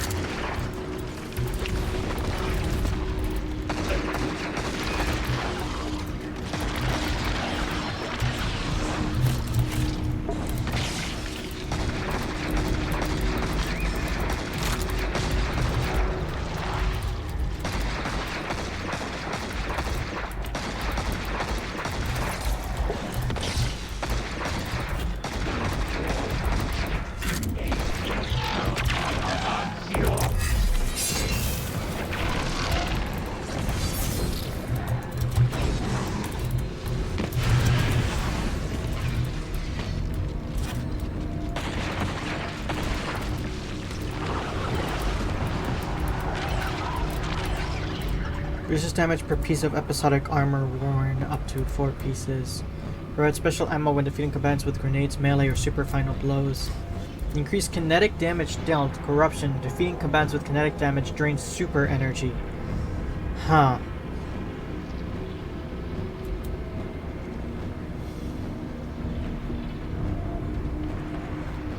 I primarily use my kinetics, so if I do that, I would just kind of burn through it. That doesn't seem worthwhile.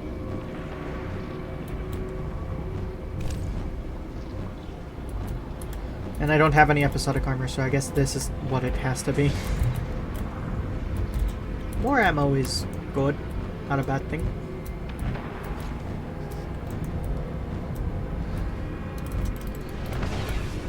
Yeah, it heals me by like the tiniest amount. Another silent tongue.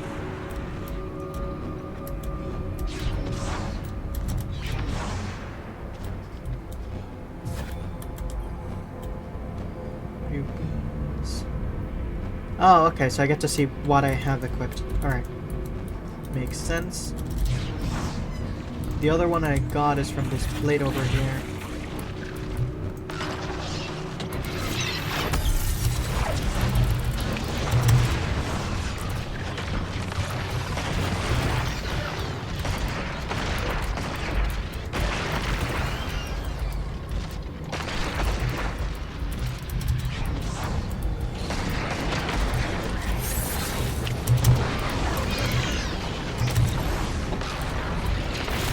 Yeah, they got too close.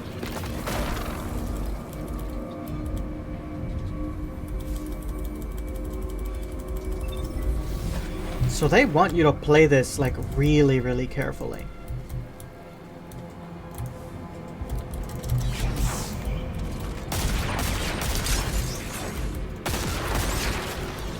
I think my only gripe, I guess, with that idea is that I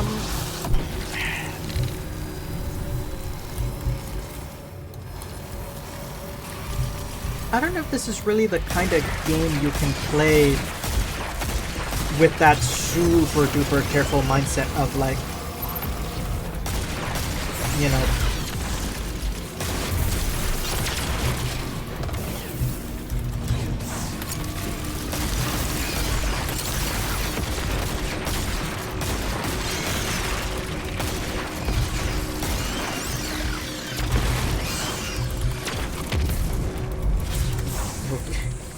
okay.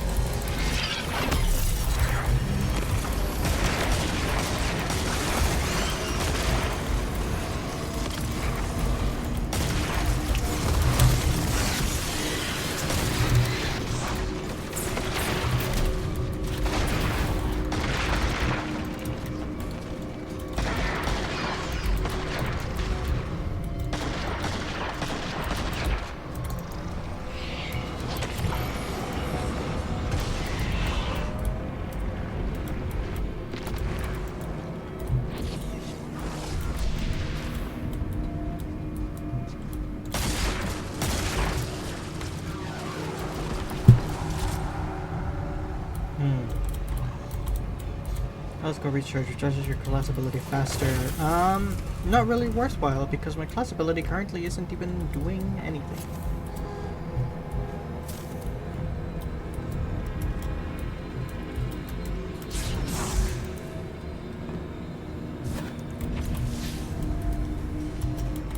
Echoed warnings, tithe found lacking. What does that mean?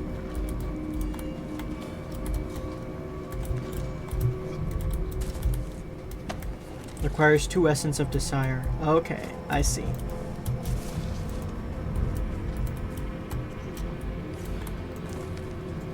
Interesting. So...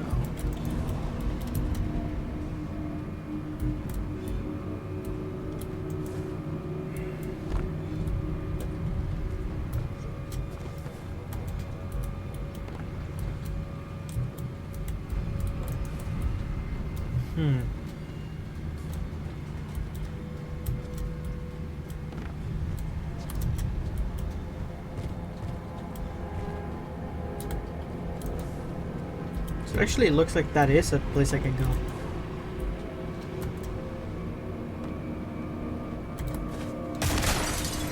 Restore a coastal health. Increase the chance for a healing orb to spawn. Yes, please. That would be nice. Investigate. Oh. Interesting.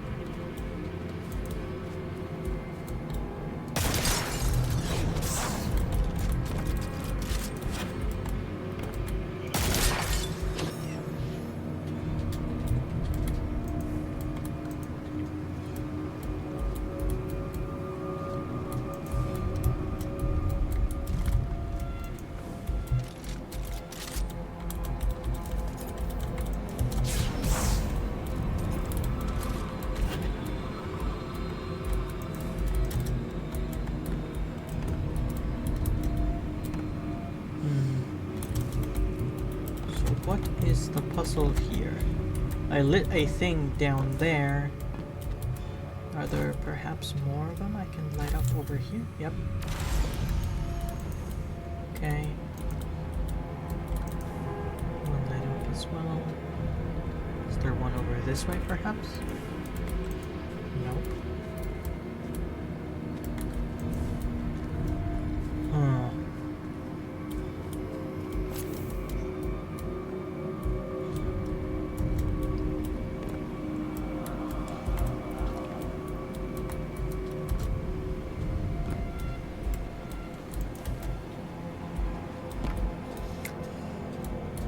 I will say, so far, I really do like the tone and atmosphere of this so far.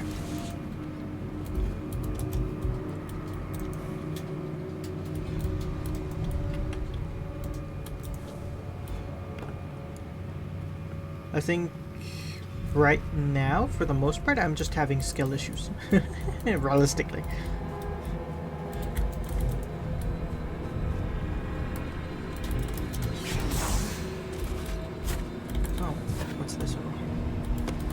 Herald of the Sky, increase light damage dealt. That would be nice, yes.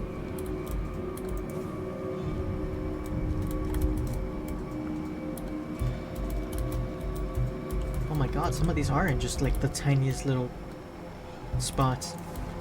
Okay, so definitely, kinda like once more the coil, definitely a mission you want to have like, your material finder and chest locators as well.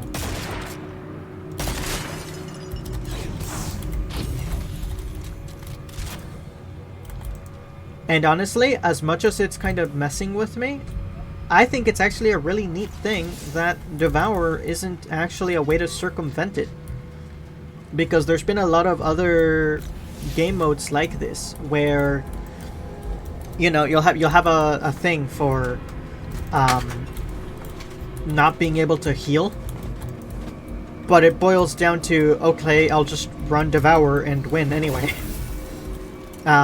Which this not allowing me to do that, kinda cool. I think that Devour should have a little bit more impact than it currently has, but at the same time,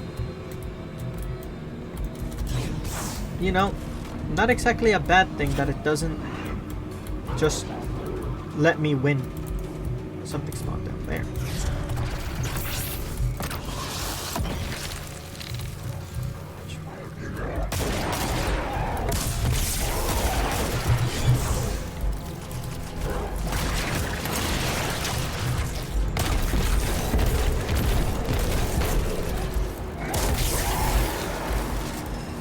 Recharges your melee ability faster.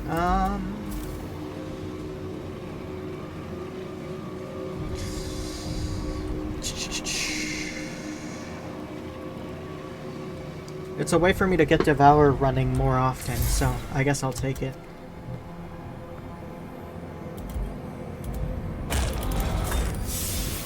Okay. That just gave me power. There's this Savathun sigil there, which I'm guessing has something to do with this, but I don't know what that is exactly. Actually, no, I know what these two are about. It's from the thing over there. I'm expected to grab the crystal and then bring it back all the way. My only problem with that is, if I remember correctly, these crystals burn me when I'm on them, so... Wait, can I pressed the wrong button.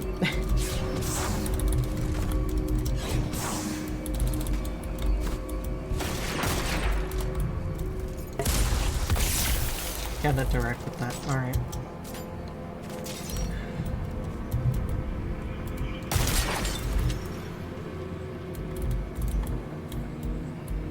Sorry, this stream might suddenly be really uninteresting due to me just running around figuring things out, but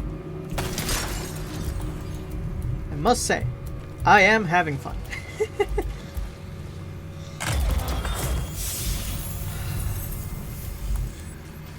that's a point of no return. Turn back point. Okay. So, yeah.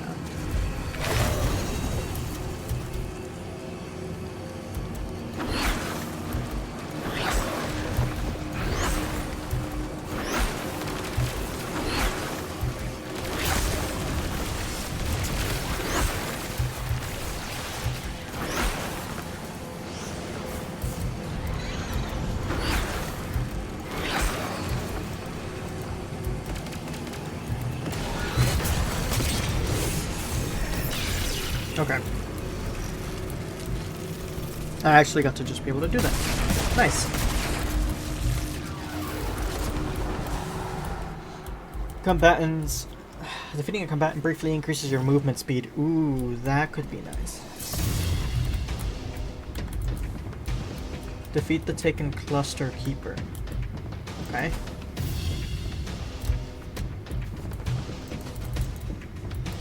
Let me explore around just a second longer.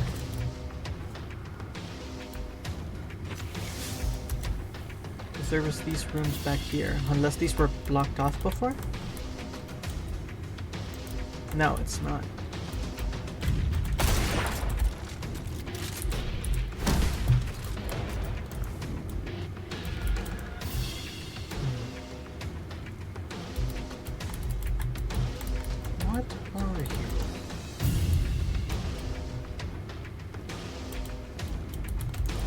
Strange.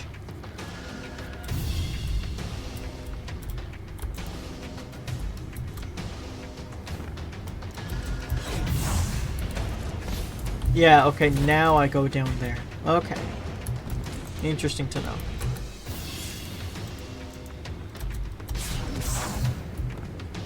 Is this open?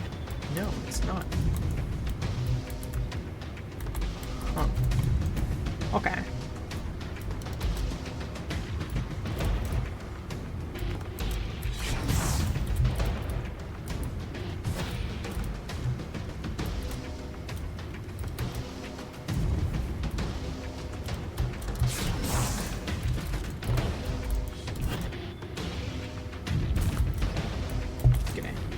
I think I got pretty much everything. I'm just looking around for a second longer.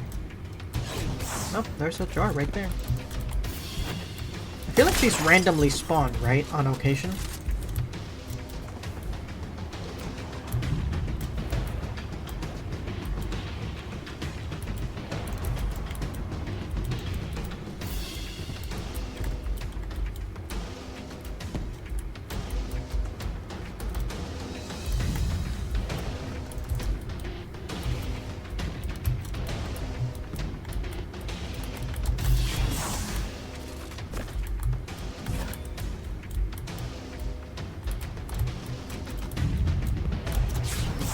Now that I know this area is more or less safe, I want to see if there is a way for me to find where that chest is at. But it doesn't look like it fully. No. That made me stuck. So that's definitely not it.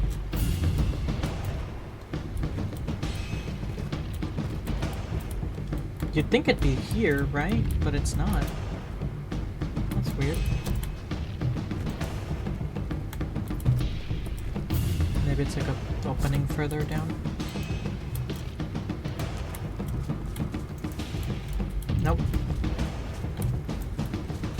That's not bad either. Alright. Weird. Interesting.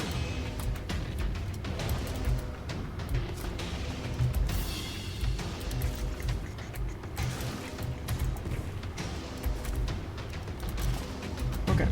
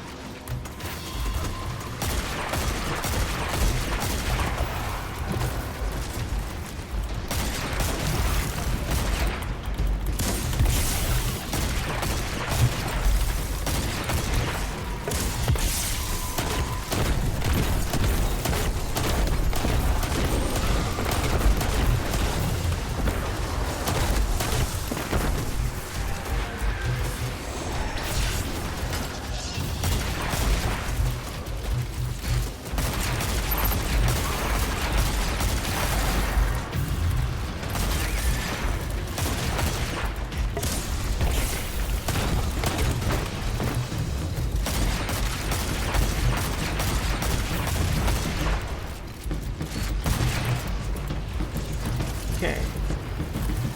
Big Dad's immune. I don't want to just push forward.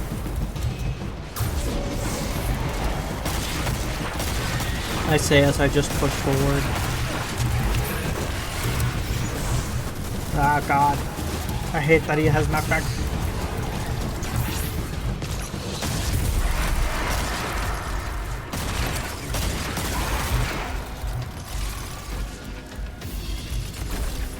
I was gonna say, is he damageable away again? But no, he's not. It's just he teleported. Oh, but the things on the floor became damageable. Okay.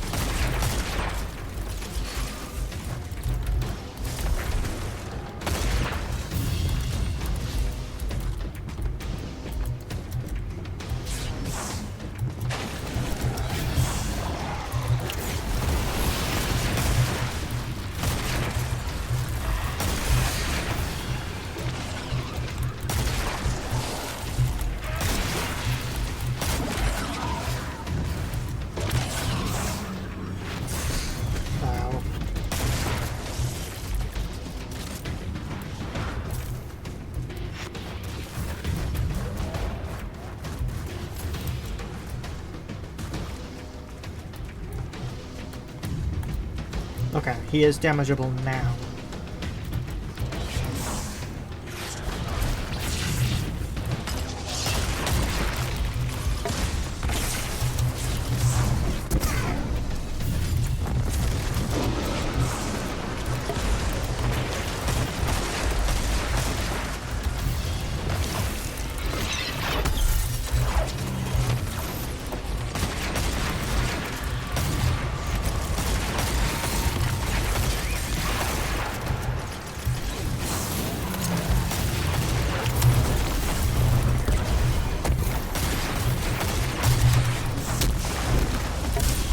Oh fuck, I missed him completely. But that's fine, because I got him.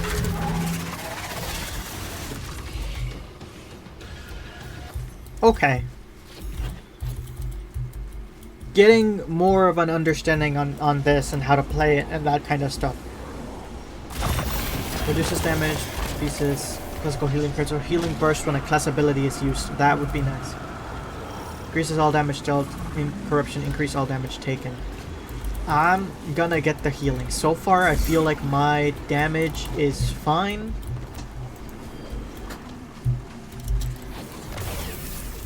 Okay. That makes it more decent. So that's good. Abyssal Edge.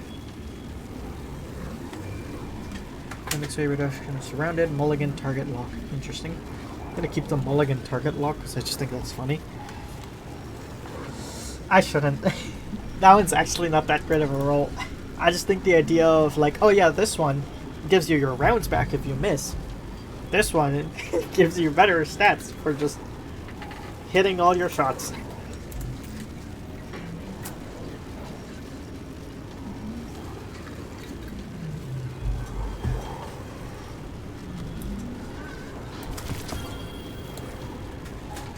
Okay.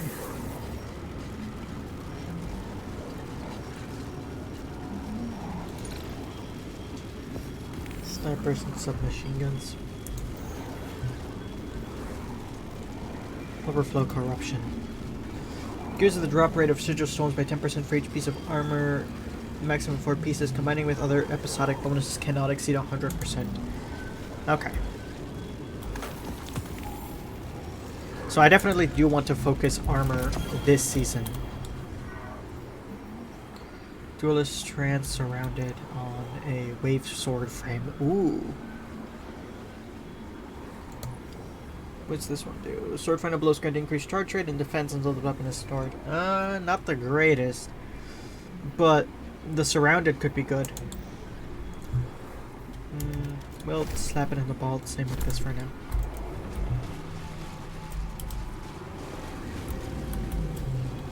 How many of these do I have so far? 1, 2, 3, 4, 5, 6, 7. Okay. From my understanding, I can have a maximum of 10 total, essentially.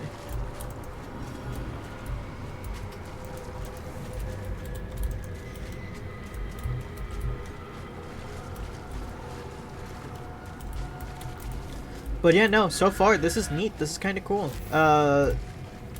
Very different way to play this game than normal.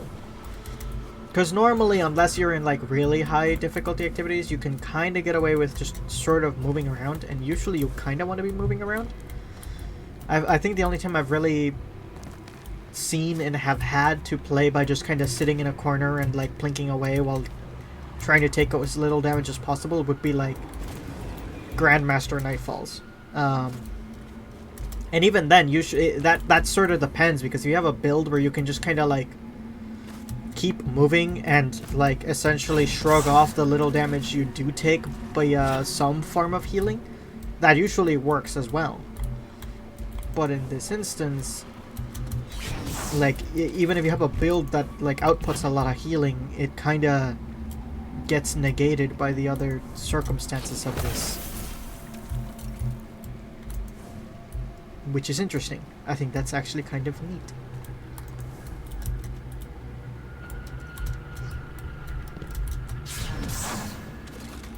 Again, very much actually changing how I approach this game.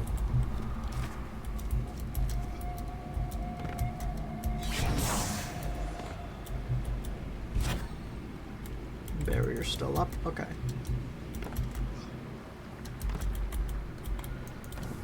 There's an enemy over this way. And that's a pot buried in the ground. Looks like a shrieker here, right? Yep, that it is. Dark transfer. Interesting.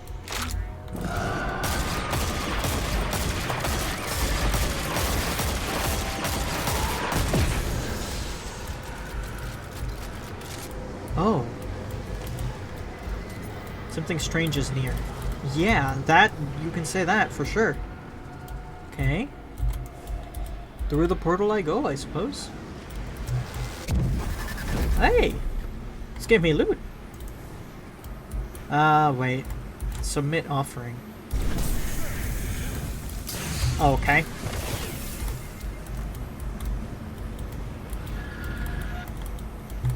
I feel like I need to like pick the right one or something, right? No? Yes, okay, so it was just a pick one kind of deal. What is this? Linear fusion. Okay. That would be good, because this is a linear fusion as well. If I were Adagio, though, not a good roll.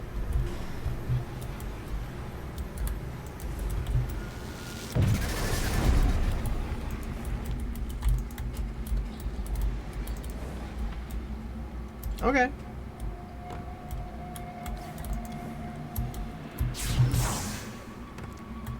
Lots of weird little secrets.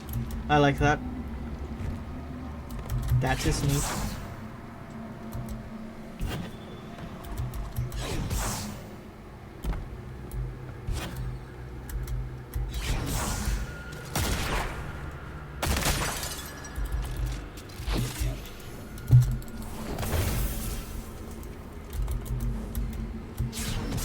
I spawned over this way, correct? What's over here? Another door I can't go through. Okay, that's fine.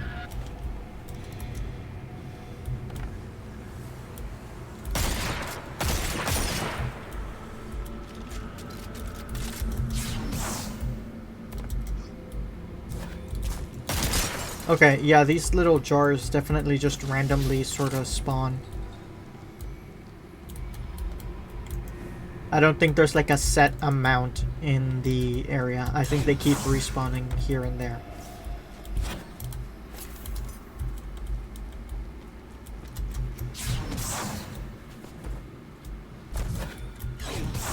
Well, they might have set spawns, but they definitely keep like respawning over time. It's not like a limited quantity.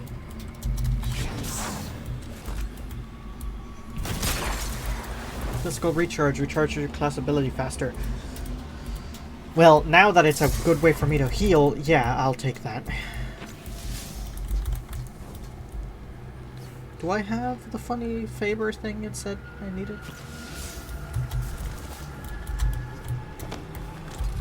No. Something strange is near. Echoed warnings. Tithe found lacking. Okay, so that's what that is. It's another encounter.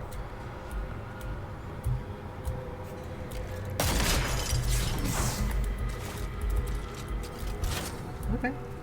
Alright. We take those. Go deeper, but go where exactly?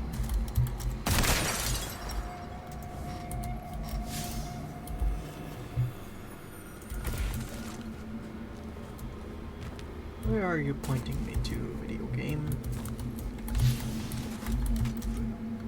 In here. Okay. I see. Right.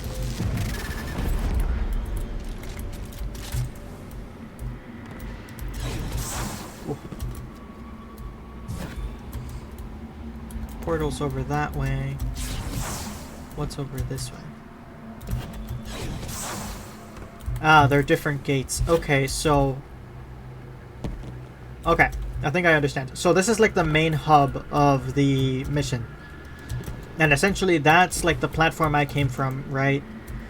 That's a different location, and that's like the location I'm going to right now. So this is how you end up like going through the different areas for this mission.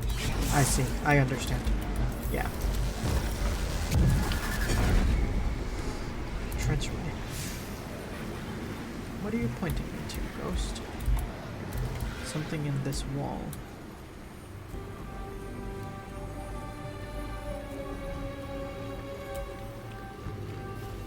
These?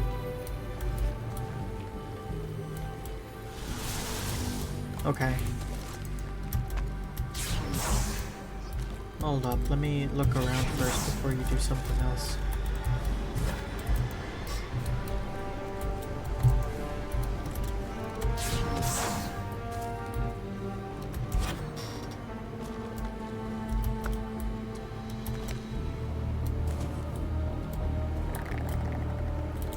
More worms. Is that a cabal? It is, in fact. Enemies moving against each other. Huh. Interesting. The Dreadnought forces resist you. Okay, so this is this encounter again. I just need to figure out where exactly it is it wants me to go.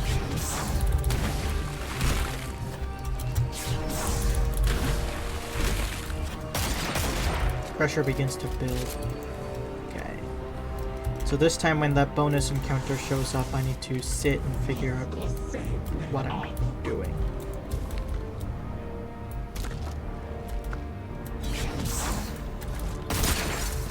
Oh, heavy ammo. Nice.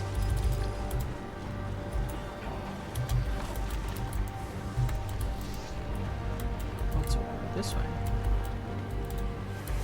Ah. Okay. more sigil shards. Okay, let me,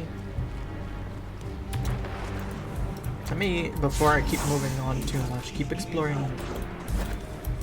areas near where I am at. I want to like not push too far with these things.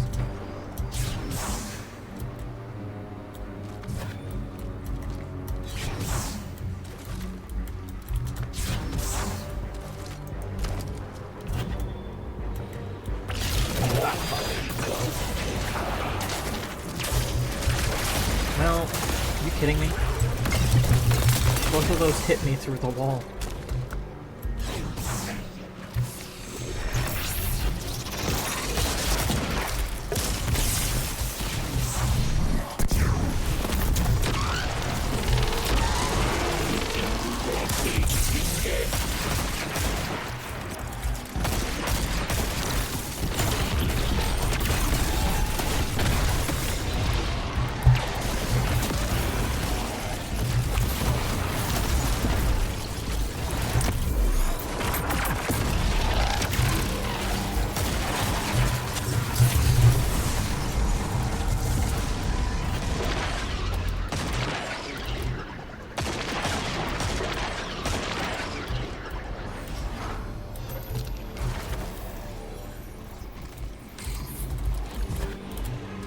Your class ability faster. I'm good in that.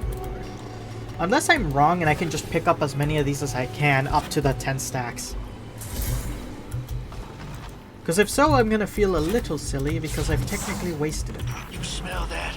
Sterile neutrinos. A virgin Pylons pulse destroyed. far Okay. enough.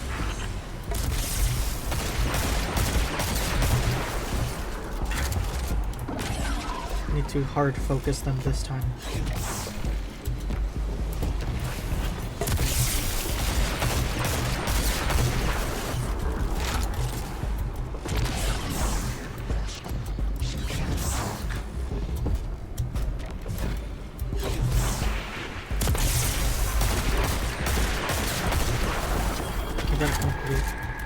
Cycle pump. Alright, cool. Yeah, I came out this way a second ago. That's like a mini boss encounter. I'm not messing with that quite yet.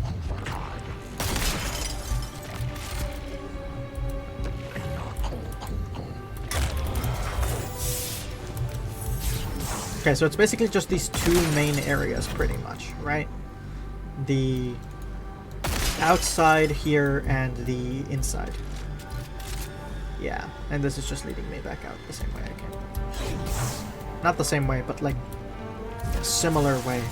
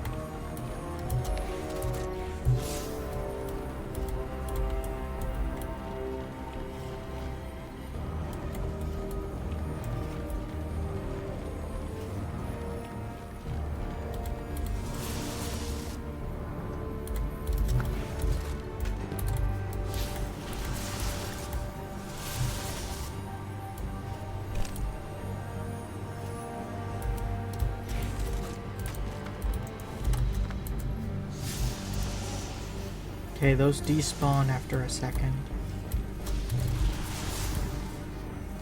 Oh, so they're always there. Ghost just helps me see where exactly they are. Okay.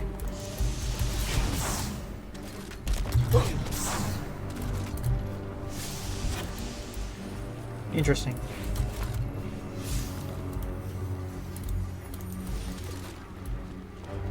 I guess. Yep. Okay. Cool.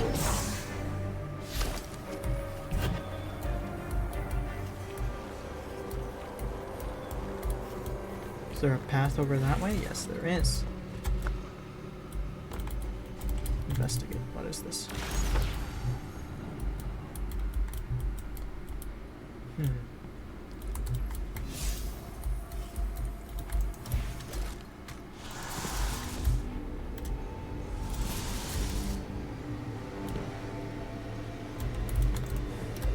Where's 2 essence of desire? Let's open this one. Oh. Investigate that. Oh, it's another one of those pillars. Okay.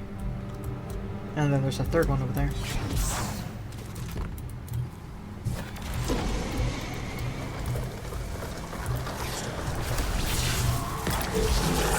Yeah, I had a feeling it was gonna summon big guy.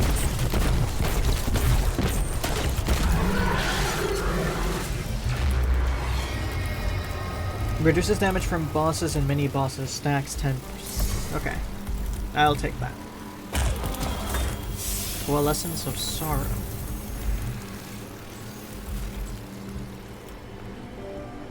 Okay. Yeah, no, actually, this entire little mission's really neat.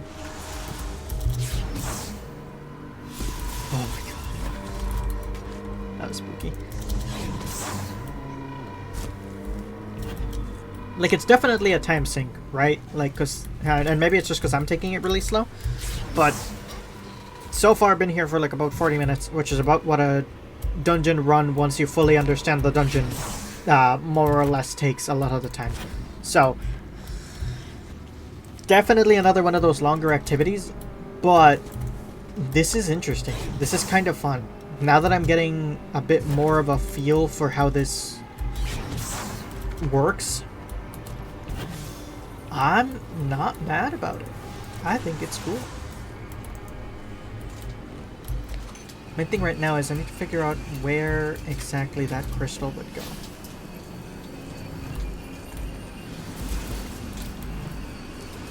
Oh. Interesting.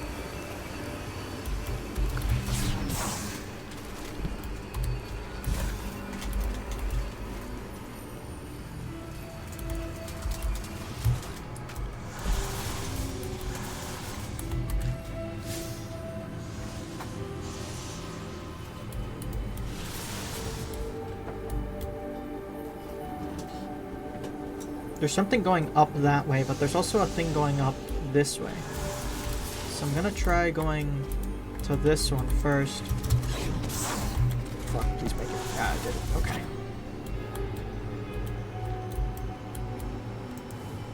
Requires a desire. Something strange is near. Rites of the deep tithe found lacking. Okay. Sigil shards. More dead cabal.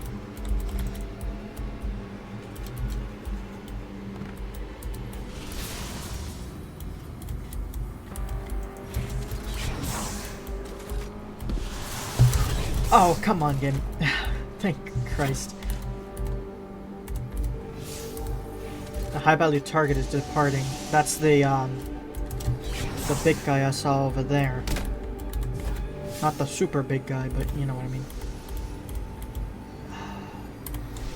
You know, as much as I love the jump, I'm gonna go to Strafe Glide because that'll be easier to do these with at the second. And these ones are getting tricky to try and keep blinking about.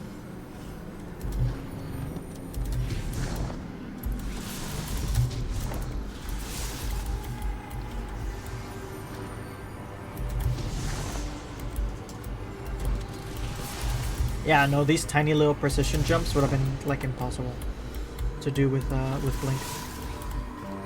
Especially because they're not that far, which means it'd be harder to actually do them.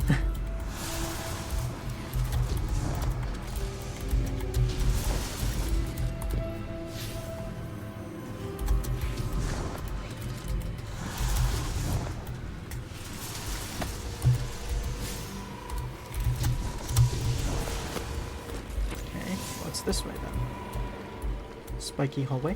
Very spiky. down.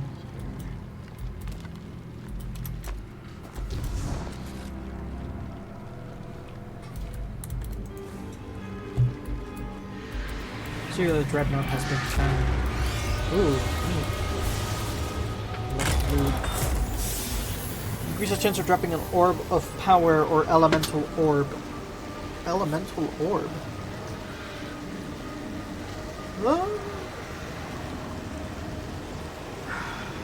I'm good. I don't think I need more orbs of power.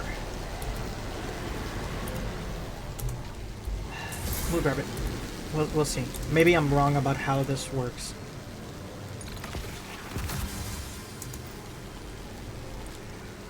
Eddy current harmonic.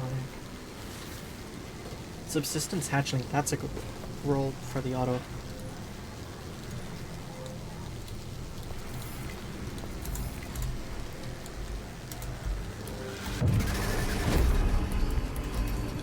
Okay, and that brought me back here.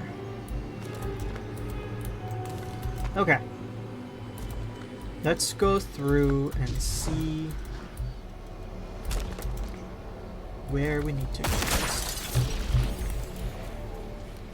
Oh, by elemental orb, does it mean like, yeah, like a strand or... Yeah, okay, that's what it means. It's generating like ionic traces and the void stuff and that kind of deal. Okay.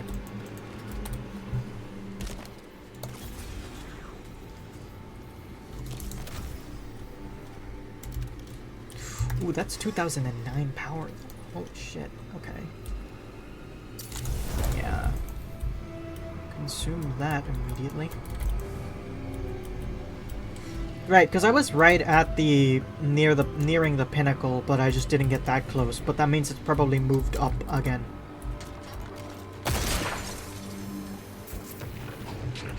Okay, yeah, it just has a chance to spawn like ionic traces and other stuff.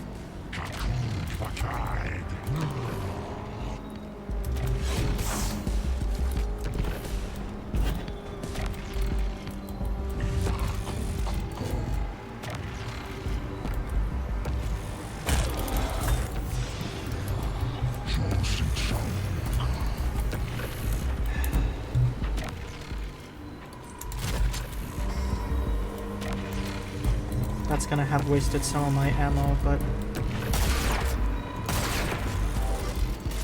I'm gonna need the machine gun instead. Oh, that brought me back here. Strange. I thought that was to start whatever encounter that was. Okay. Where do I need to take that crystal?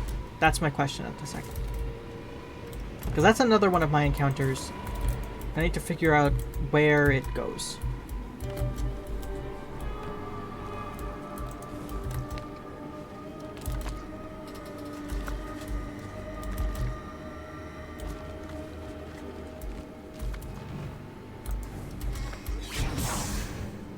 Can't be over here because this was where the path to the other side is. It's not down this way. Well, I'd be able to see the lights it's near, right?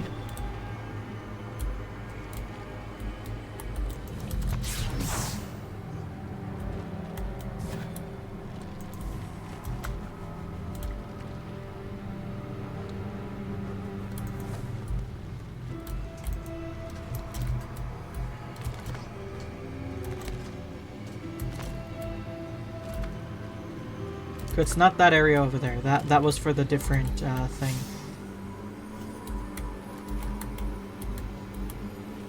Oh, I was gonna say the ghost platforms all disappeared. They didn't. They're just... I just wasn't in the right spot for them.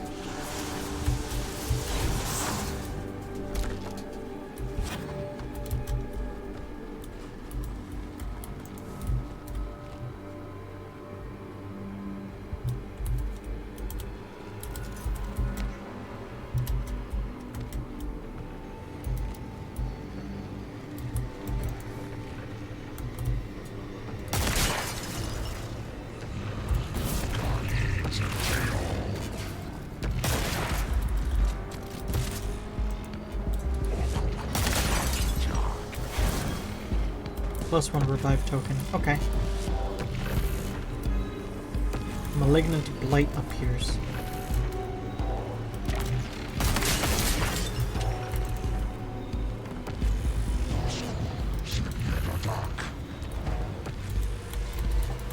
Is it to this that I need to bring it? It might be.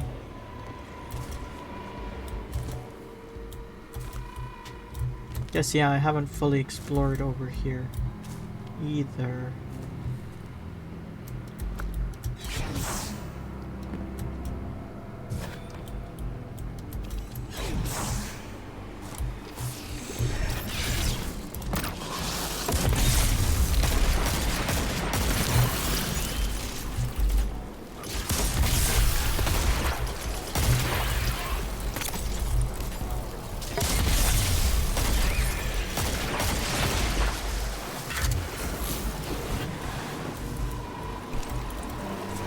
Personal health increases the chance of healing orb to spawn. Yeah. Assassin, defeating combatants briefly increases movement. Protection against bosses. Herald of the Deep, increased darkness damage dealt. Now we're gonna get more chances for healing. Unless I can just collect all these.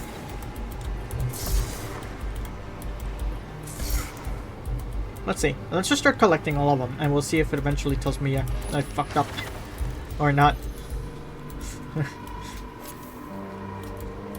If it does, I know better for next time. If it doesn't, then, you know, we're good.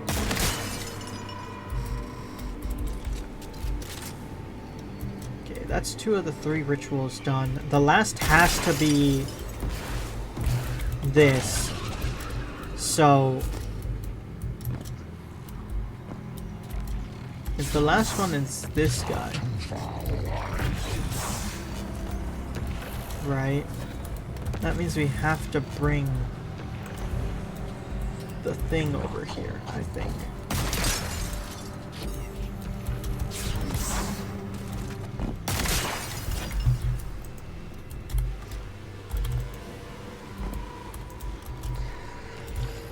I mean, I guess admittedly picking up the crystal will show me where I need to take it, but I still don't know.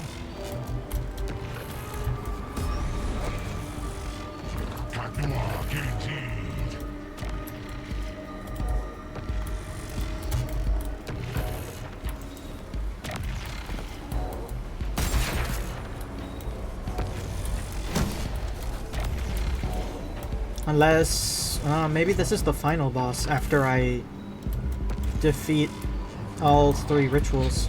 That's probably what it is, actually. Okay, so yeah. Last thing I'm missing is this crystal. Whack-ass crystal prism.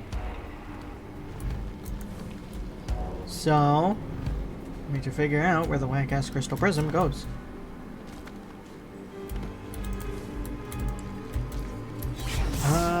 Yeah, technically picking it up will show me where to take it, I believe. Don't like that I have to do it like that, because, you know...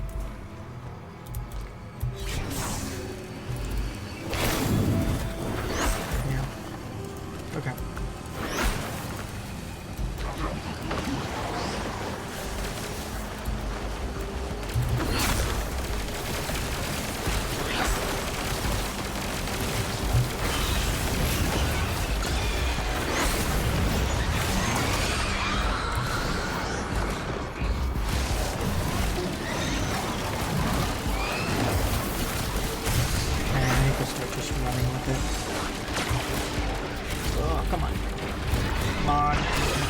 God damn it.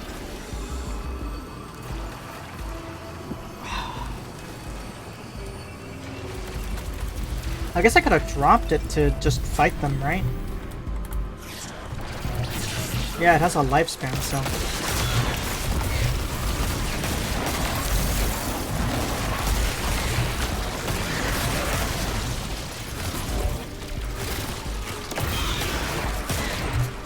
Oh, it despawned. Okay, at least I know where to take it this time.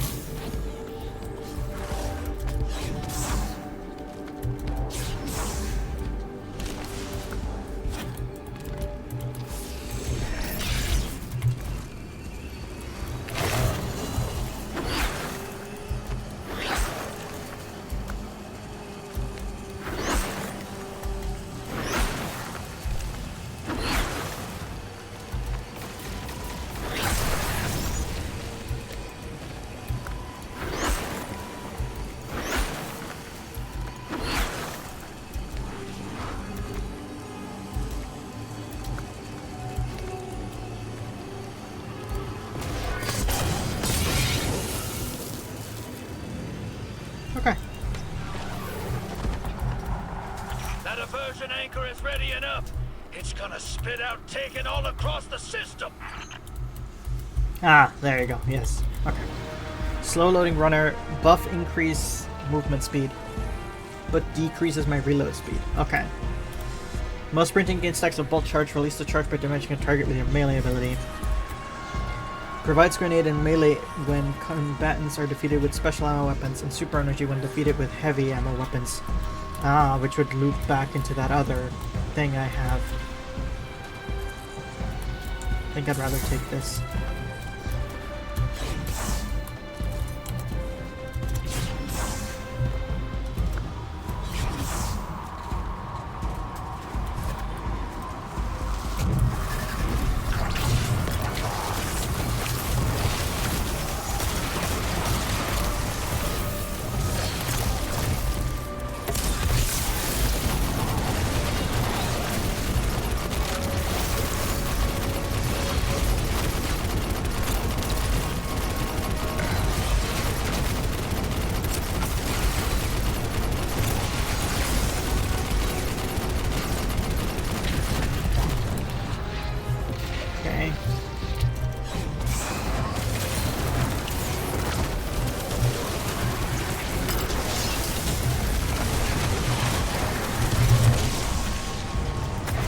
Oh, god damn it.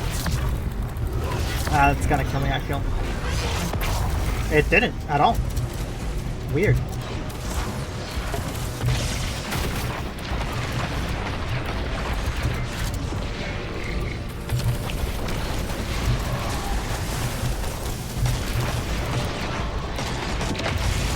Those are shadow war beasts. They are making new Taken.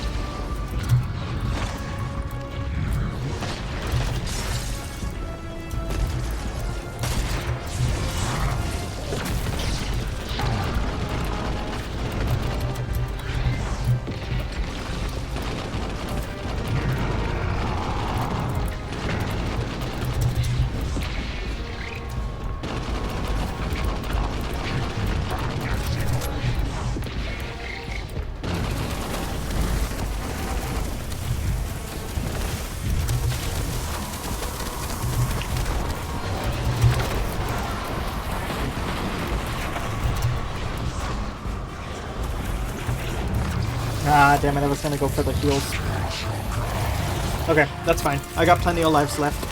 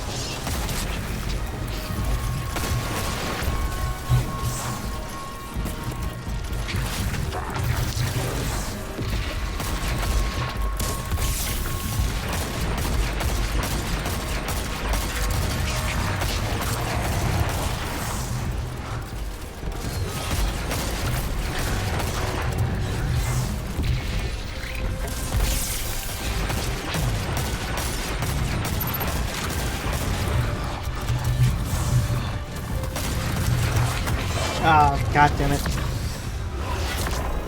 Well, at least this attack isn't doing damage for some reason, so I don't have to worry about the grav attack killing me, but it's still weird. That was weirder.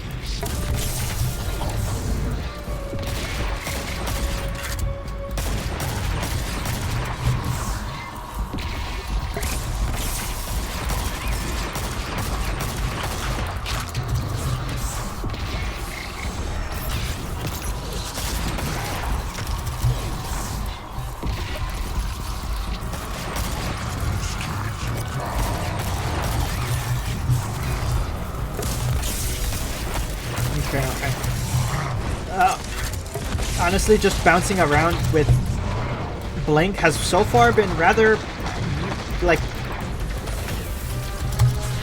working. That wasn't a sentence. Those were not words.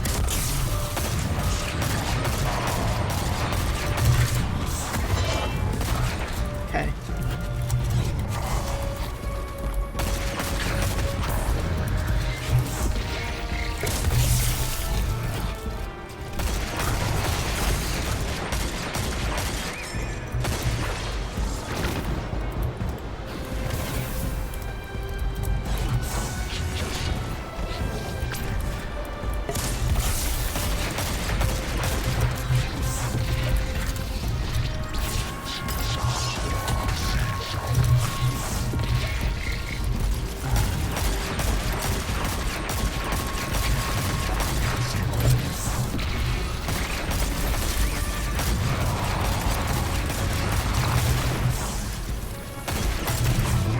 Ah, damn it.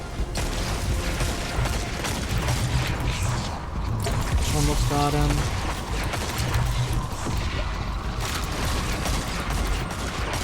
There you go. Okay.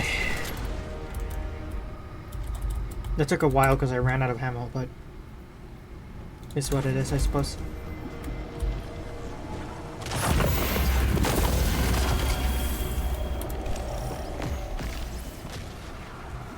Hip fire grip elemental honing. Healing unique elemental damage grants this weapon a stacking damage bonus. This bonus is increased for kinetic weapons. Interesting. Okay. That could be a good perk. I meant to use that to upgrade the machine gun. Oh well. Oof.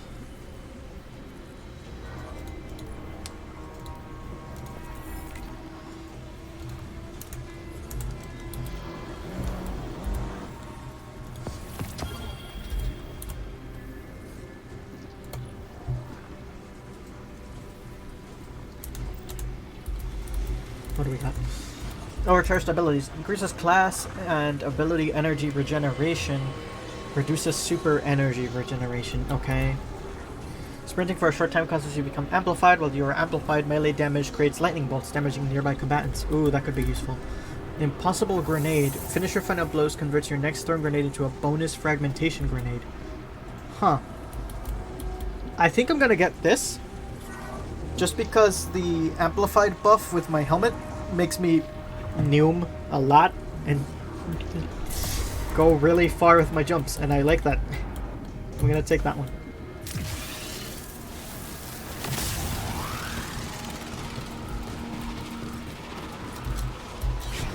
Plus the melee lightning strikes is a good way to also just deal damage basically.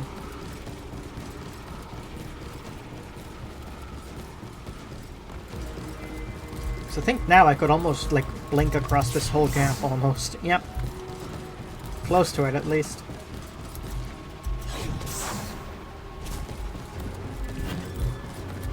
Got this one.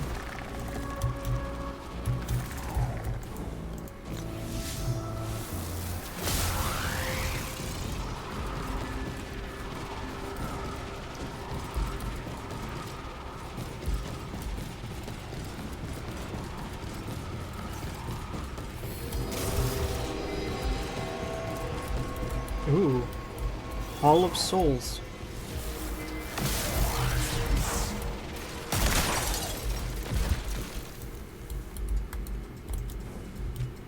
Entirely new, different area to explore. Alright.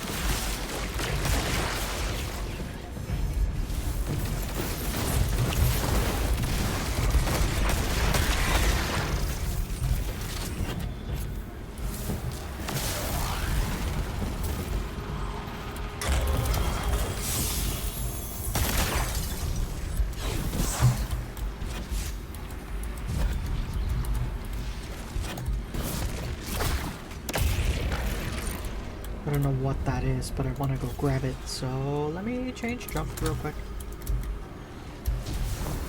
Oh, worm. Hello, worm. Ravenous worm spawn.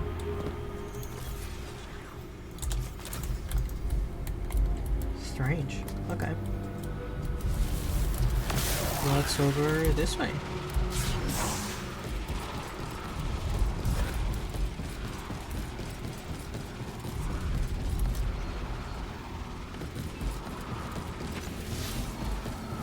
Is this where I came from?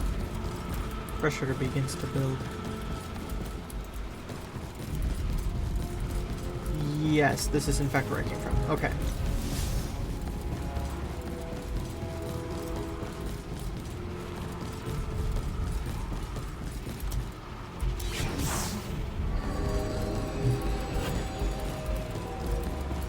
I thought it came from like this room for some reason. But no, that's because that's where that other seemingly encounter is at. Honestly, this amplified and speed boost will make that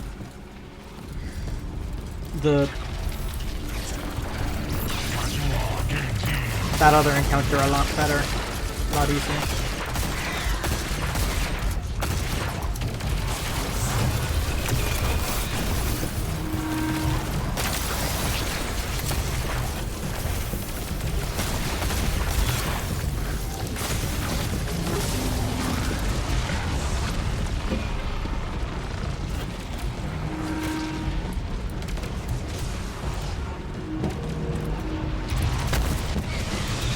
Yes, and it works exactly like I thought it did. It works like the Traveler's one.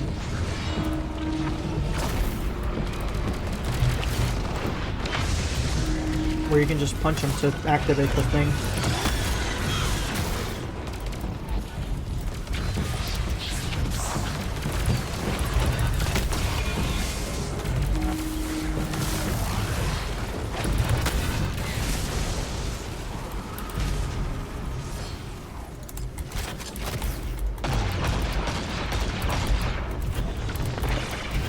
Oh, this is one of the tormentors I can just bully. Okay, cool. That'll make things easier.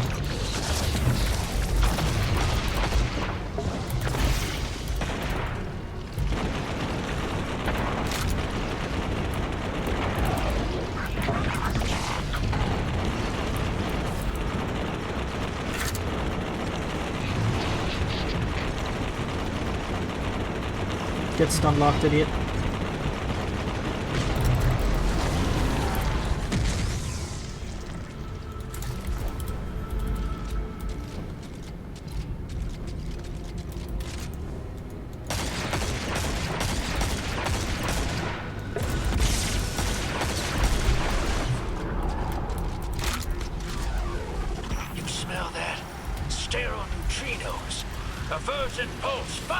Placing slide creates a solar wave on slide. Heavy armor reduces incoming damage, reduces movement speed. Finishing kill creates a healing burst when defeating commands for the finisher. I'll take the slide, thank you.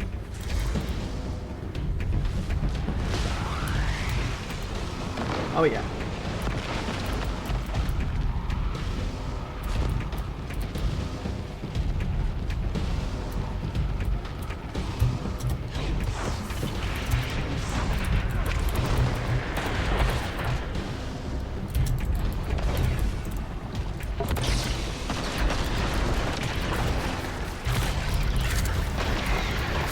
Ah, damn it. And there was a healing thing right next to me, too.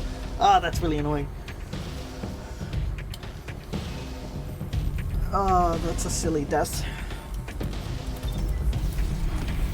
Now I have to hope I don't, like, lose to the wipe as well.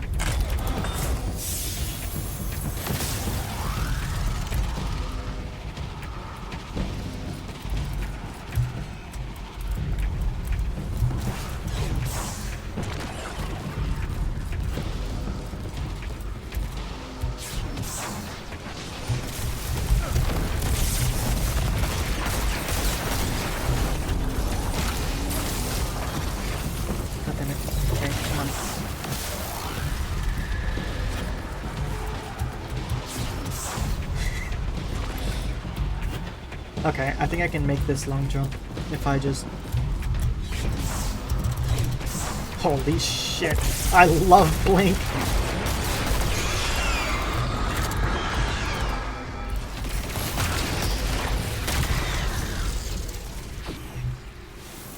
Oh, that felt cool.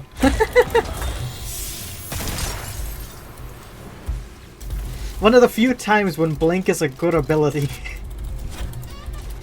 That being said, God, Bungie, come on. The fact that it requires that much effort of me to make Blink feel good, you gotta see how that's a little silly, right?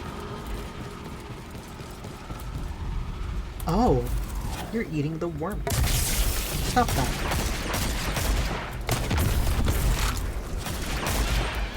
No, no worm eating.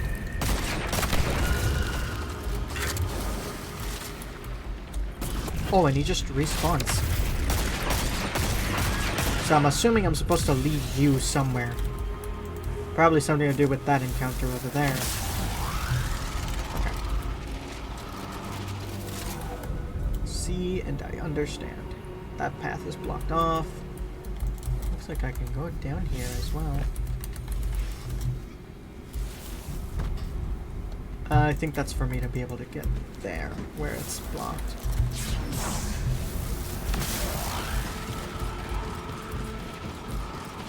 And this is the room where where I fought the Tormentor. Okay, cool, cool. Okay.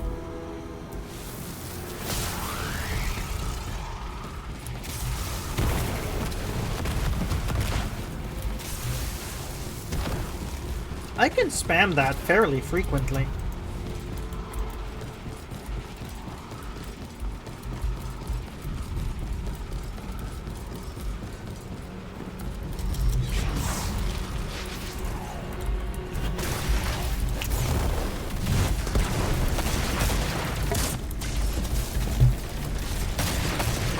Well, if you can be frozen, then I'm not that worried about you.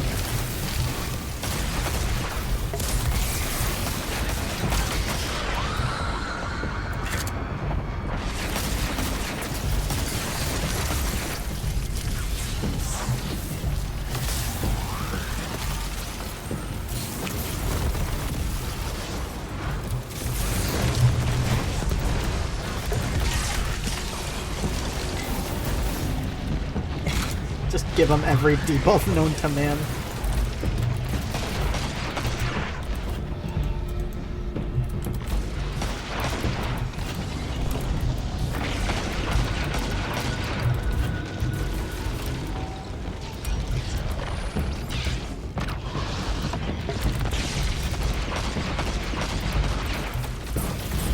Oh god.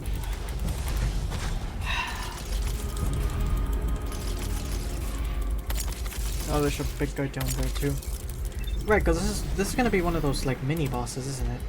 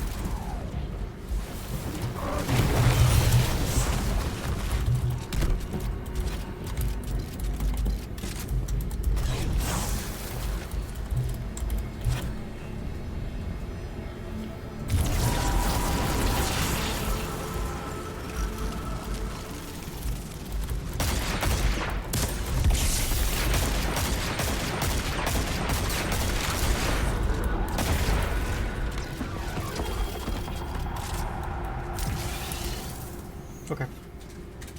2009. Envious Arsenal Elemental Honing. It's pretty good. That's pretty good. Alright, I'm gonna put it into the shotgun. Cool. Herald of the Deep increases darkness damage. No, yeah, there we go. Take that. Because that'll buff the shatter damage. Which is nice. And yeah, I definitely can hold way more of those power-ups than I thought. Because I had heard that they were like limited, right? That you can only have so many of them. But it doesn't really seem to be the case. That does mean I did waste quite a few of them then at the beginning when I didn't pick them up. But oh well, we'll have to just live with that basically.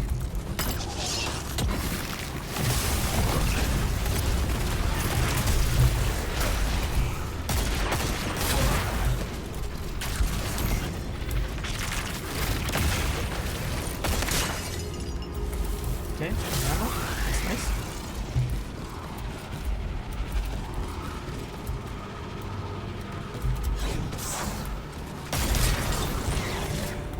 And a revive token. That's nice.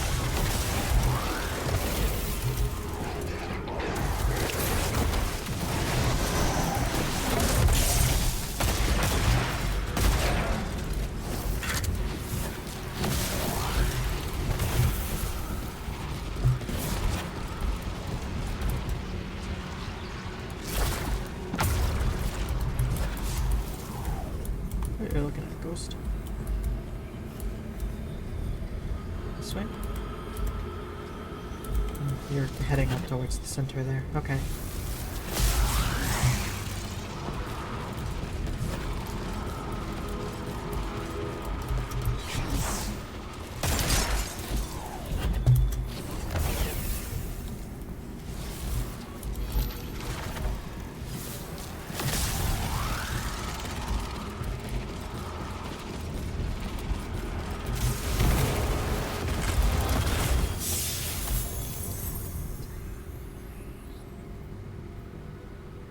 Fire killing wind. I'm gonna use that for.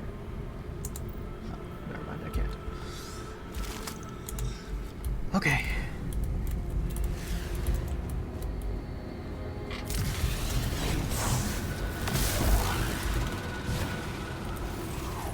Yeah, whatever it is, it's up above. Obviously.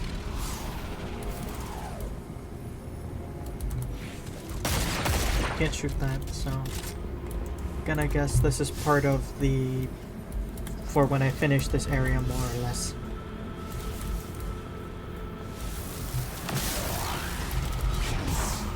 Okay.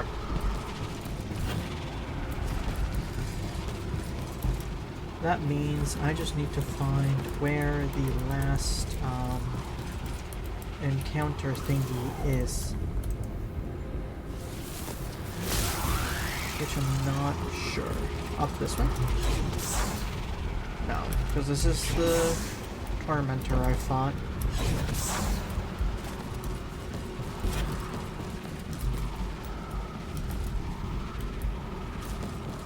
And that's where I came from.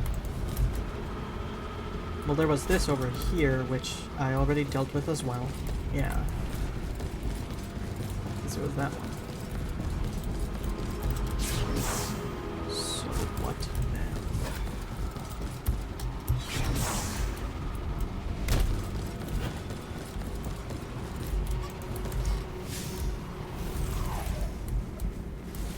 Has to be like either over there or over here on the left, I think. Well, I came from over this way. So, I'm not sure. I really don't know, actually. This is back to the encounter with the attendants.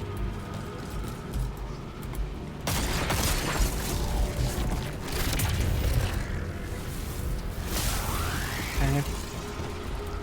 So it has to be here on this, like, left side, I want to say. Yeah, somewhere to do within here, maybe. Or at least across from here. I guess I was headed in the right direction and I got distracted by Ghost pulling me elsewhere. Oh. that?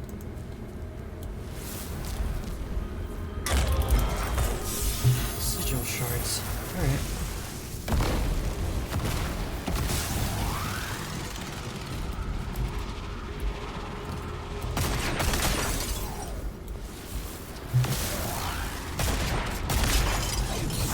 Right, because I haven't actually been over this way. I just came over, killed the blight so the pressure event wouldn't kill me, and that was it. Yep, here it is. That's forces resistant. A relic appears. Okay.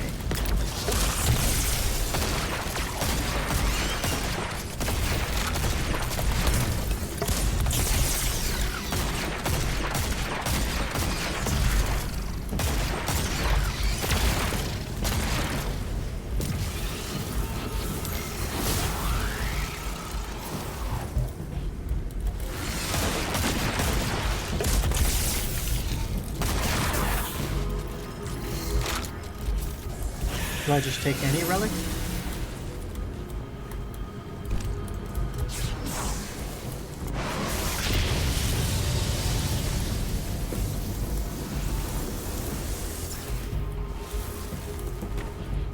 Okay. Seems like it. There's nothing indicating I have to get like a specific one or anything.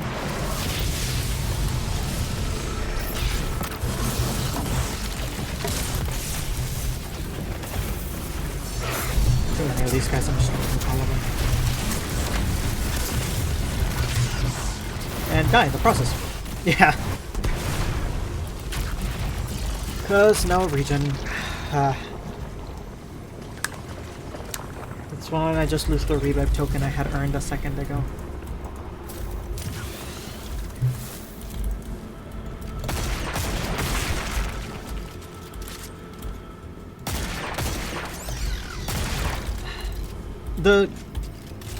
Those guys annoy me just because, like, sometimes the hit registration for hitting the crit spot in their, like, chest is just off. Like, I feel like I'm really dead on, and then it just body shots anyway. And it's particularly annoying because then that means it spawns the stupid fucking worm thing. And it's like, well, I crit hit you though. You just said no.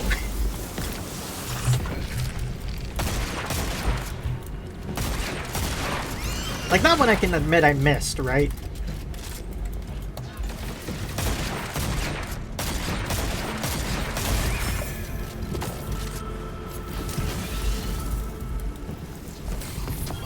And I think it is purely just because of how Dead Man's Tale's, like, aim works.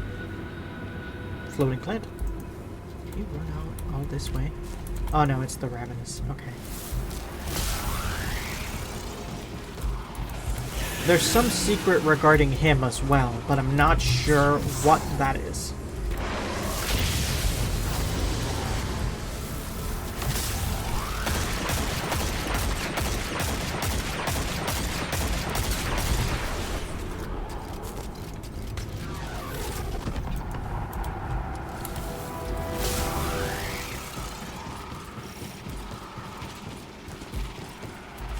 Protection process, that'd be nice, thank you.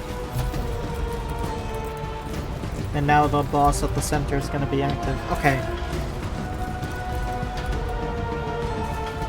Now here's the thing. Where can I even leave you, buddy?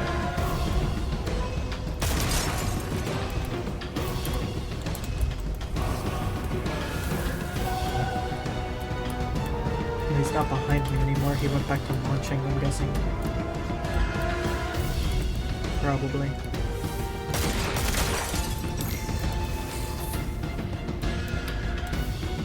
Down that way, I guess, is a spot you could lead him to, but that doesn't seem right.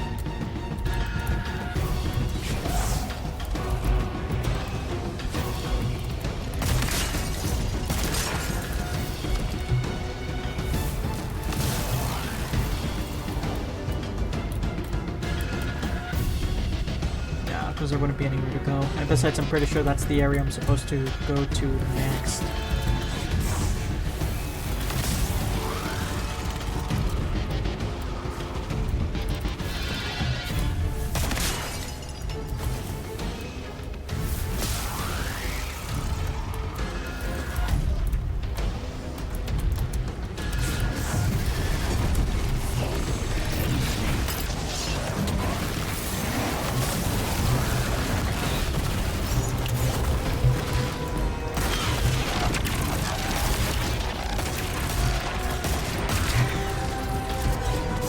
fuck, I fell. Oh, that's not good for me. Oh, that's a really shitty way to lose a life, actually. Ah, I didn't realize the edge of the thing, the island there was right there. Fuck. Yeah, okay.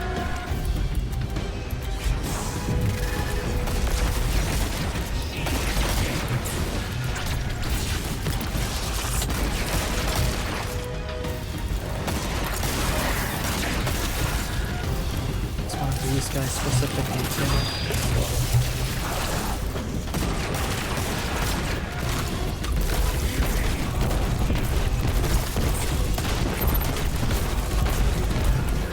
Nah, it's a waste. Fuck. It wouldn't even have hit him anyway. I'm dead again. Wow, okay.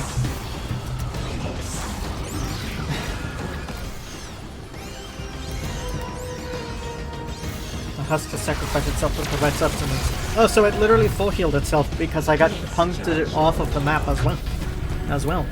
Wow, that's really fun and enjoyable. I'm gonna lose a third life here. Why did it respawn me there? Last time it put me on the platform back there.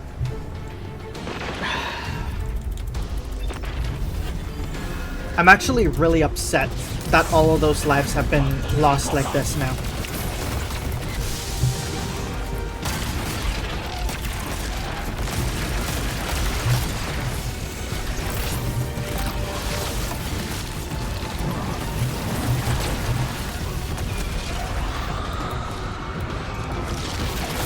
God, and it being Grim, they're really fucking annoying because they have the auto aim and bullshit too. Nah, I'm dead here. There's like no recovering for me anymore.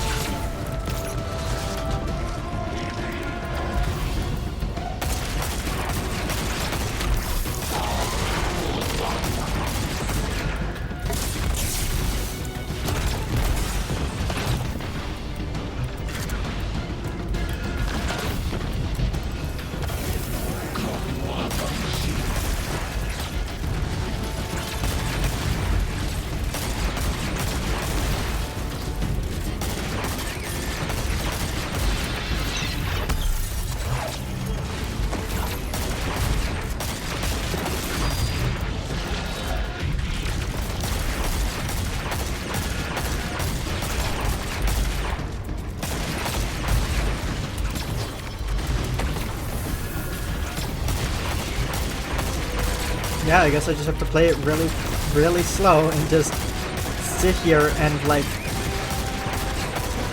endlessly cycle with my Phoenix dive to just regain my health.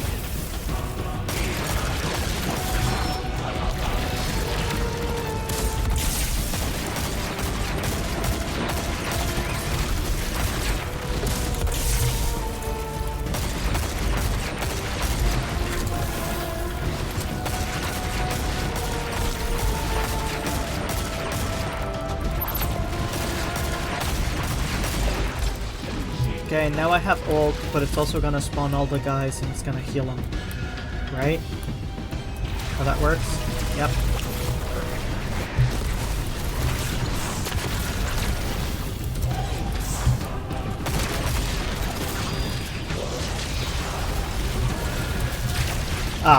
I'm so dead. That's it. Yeah.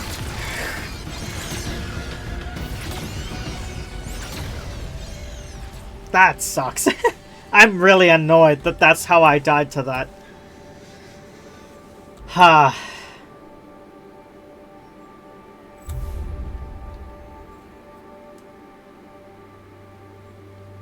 Especially because that would have been my, what, like, third round? Close to 4? So I think I would have been close-ish to finishing the activity, too.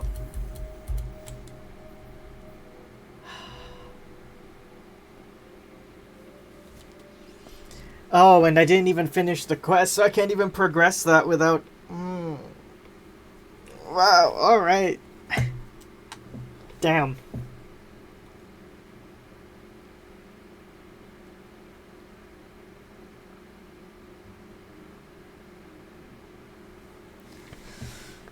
Alrighty then.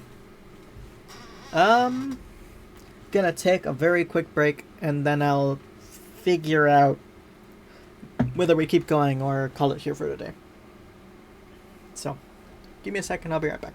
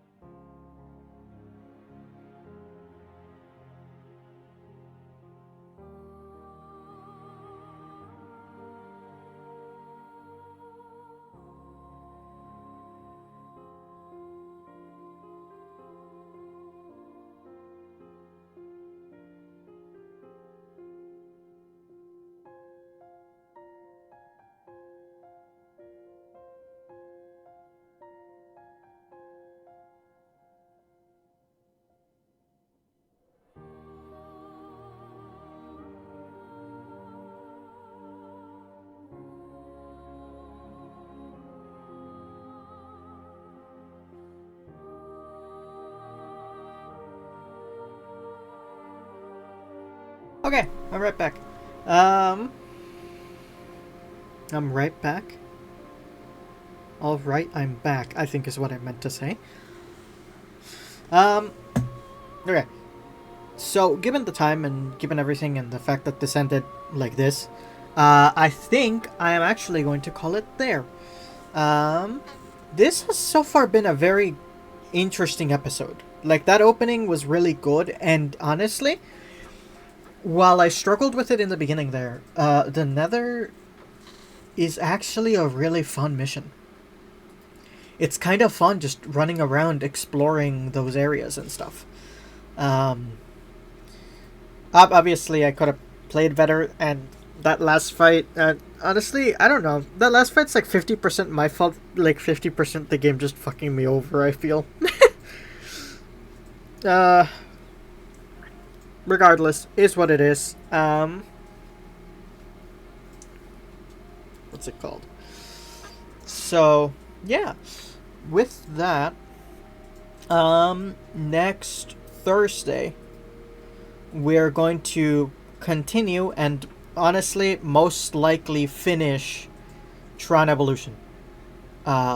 Because we're only missing one of the shards for the main antagonist, so we'll listen to all of those recordings and like get the lore, because I think it's kind of cool.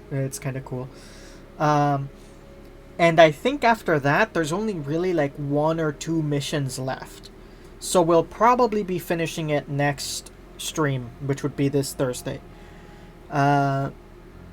And that means that our next series we will be playing will be Psychonauts 2. We'll get started on Psychonauts 2 next as our longer series. So yeah, looking forward to that.